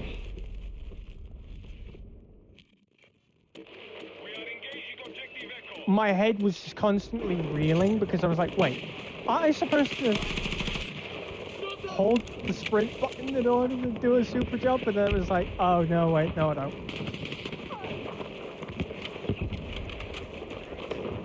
It put me in so many Be honest with me about situations. something, because the only Spider-Man films I've actually seen are the Tobey Maguire ones, so in my head, he is Spider-Man. Uh-huh. What's your opinion on the Tom Holland ones? He's good. Because he doesn't... This is going to sound weird. He doesn't look like Pete to me. To me, he does. Right. Do you know what I mean? But, like, so for me, It's like you're... no Spider-Man looks like Peter. Because there are so many. Well, yeah. But it's like, I got on board with Yuri Lowenthal very quickly. Yeah. And even after the I mean, yeah, when they changed his design to make it look more like Yuri, like with Miles Morales, and then or the PS5 version of remastered, that was Yeah. weird. But actually, over time, I've got used to it. Yeah. But I did like that original design from the PS4 launch a lot. The way I kind of see it, right, is the original The bait and switch design. move, while I could understand their reasoning when they explained it, was still weird at the time. The way I kind of see it is, sure, while PS4 Spider-Man, he was a bit more, he looked older than he should have. The thing I kind of look, the way I kind of look at it is, he looked like somebody who, after just finishing college and university, he does not have himself together because he's now trying to figure out what he's supposed to do next. Yeah. Which is why he's so messy and looks so old, because he's stressed the fuck out. Yeah. Because what you see with, especially my generation currently, is my generation looks older than they should because we are stressed out. Yeah, we so look like again, we're in it's our like, 40s. and that was the whole point of Spider-Man, like right from the get-go, even in the 70s. Like, the character was meant to be relatable. Like, he may be a superhero with superpowers, which is of course the unrelatable part. But yeah, he was a student, just like many of the people that were the target audience of the comic. So yeah. Yeah, it's so It's going finished, from like man.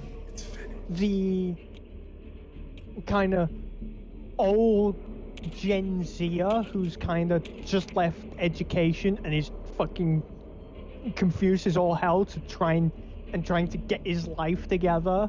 You're good. But yeah, I hear you. I understand what you're saying. I understand what you're saying, yeah. The design of PS4 Spider-Man made sense. When it came to the remaster. the PS5 remaster, Yeah. it was like, he looks too clean now. He looked, granted, yeah, he looks more like Yuri Lowenthal, Yeah. but the design doesn't exactly make sense. It definitely threw people off. Me initially, but I think, again, over time, because obviously the sequel, there's now a consistency there, which again is partly why they went back and made the change. So now it's okay, but I just remember when they first did it, again, around PS5's launch, over 5 years ago now, I do remember it catching me out a bit. Yeah. But with that, I've been streaming for 3.5 hours. I think I'm good, buddy. But I'm going to be returning to Battlefield 6 for two reasons in the near future. One, Season 2's launch. We'll check out the new map. And then two, believe it or not, I haven't even started that campaign that got a lukewarm reception. I was focusing on beating that season.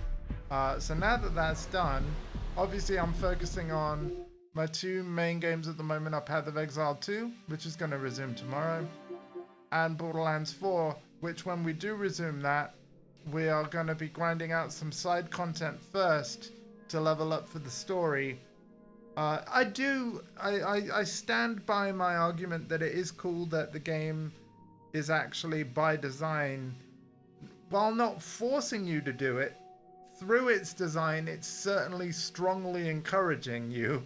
Because otherwise the enemies one-shot you and stuff. So, yeah. So, we will return to Borderlands 4. We will return to PoE 2. We will return to, it's also installed on my system, Shin Megami Tensei 5 Vengeance. But that's another game that I'm going to have to grind out. Which is also part of why you haven't seen it for quite some time. With how long the game is, I think the way that I'm going to approach this is grind out levels and side content off stream. Yeah. And stream the story. Because this JRPG is just too long to stream otherwise. And if I don't stream it, here's the thing. It probably wouldn't get played if I didn't do it as it like I probably wouldn't roll credits. Why? Because these streams in the afternoon are basically the time of any given day that I game these days. I want to remind people that when I went live today, like obviously it was in the afternoon, but my day didn't start today until 2 minutes past 11. That's when Care arrived to me this morning. So I wasn't ready to go till about 11:30. So half my day is gone before I can even do anything. So I've basically had a 5-hour day so far. 5 or 6 hour day. I'm not gonna bitch and moan anymore on stream about it, but yeah, I apologize for having to exclusively afternoon stream pretty much. We do have time in the evening, of course, a little bit after dinner, but the evening slot really lends itself more to a quick fighting game stream or something, or potentially Sonic Racing Crossworlds I'd love to do with the Boost Gang as well. But yeah, thank you for joining me, nephew. It's been really good. Season 1 is complete. I feel like a weight has just been lifted off my shoulders, knowing that it doesn't matter if you don't complete season 2, 3, 4, 5 or whatever. Like, yeah, because I'm gonna get through all these other games in my backlog instead, basically. So I'll see you for the new maps, but I'm not completing a Battlefield season anymore. I think what really did me in was the 3rd bonus pass event in one season. Yeah. 2 already felt a bit much. Like the first one was cool because it was winter themed and it added new oh sorry, that was the second one, because there was the oh god, what was it called? Was it the Urban Offensive or something? With the Eastwood map. That was really cool because we had a new map at the same time. The second one was cool because of it wasn't a new map, but it was a winter reskin with the cool freeze mechanic. And I'm like, okay, bit weird these mini events, but okay, that's kind of neat. But as soon as they did the Pro Pass one and only gave us 1 week, I'm kind of ignoring the bug in my complaint but yeah, the fact that it was also bugged wasn't cool. But no, even if it wasn't bugged, right? Even if the bug had never happened, a 1 week bonus event, and it's not the great. 3rd event in a season. I'm like, come on, man. Not great. I'm a variety streamer, not a soldier, video game soldier. It's like, my god, Battlefield is just gonna conscript the human race, if you're aware of what conscription is, forever. And I'm not about it anymore, man. Even the winter event in Ark Raiders, you'll notice I hadn't gone back. I like it as a game, but I was like, you know what? I'm not really much of a New Year's resolution guy, but I think for 2026 and beyond, in terms of the gaming mechanics I engage with, I think live services can go the way of the dodo for me. Yeah. And I'm trying to think back to what was the first truly live service game I ever actually played and engaged with. I mean, obviously we mentioned the sports games. They did kind of have it pretty early on. But you never know. You know what? It might have actually been Modern Warfare 2019. The first official game to really have the live service-ness that we know today is Fortnite. Yeah. Yeah, but Modern Warfare 2019 was the first Call of Duty to embrace it, wasn't it? Believe it or not, no. No? It was Black Ops 4 Oh, yeah. with the Black Ops pass. Yeah, it was. Yeah, it was. I think included I think the the 2019 Black Ops Pass and Yeah. the loot boxes. Yeah, you're right. Wow. So, yeah, it literally, because the thing is, Black Ops 4, that was a 2018. That was the 2018 Call of Duty. Yes. So yeah, it's taken. My God, it's taken 8 years, but I'm officially done with this stuff. Good stream, boss. Thank you, Sky. I appreciate that. We rambled on about a lot of stuff. To be fair, I probably was perhaps a little too candid. You know, maybe I said some stuff I shouldn't. But like I said, I want to reiterate, like I did at the beginning, everything's cool. So I don't want to worry everybody. It was multiplayer. Oh yeah, I remember that. Yeah, I did have Black Ops 4. Yeah. But yeah, I'm tired of this live service stuff, guys. I'm tired of it. So tomorrow, I'll be back in the afternoon. We're gonna resume Path of Exile 2. We'll be back on Battlefield for both the campaign and to check out future maps in future seasons, but I'm not gonna be 100% completing them anymore. Because it's literally too much work. You know? But yeah. Thank you for saying it's a good stream. I appreciate all of you lurking. Oh, even just listening to the music of this. Yeah, I'm looking forward to beating Jamin Ra's ass tomorrow. Alright.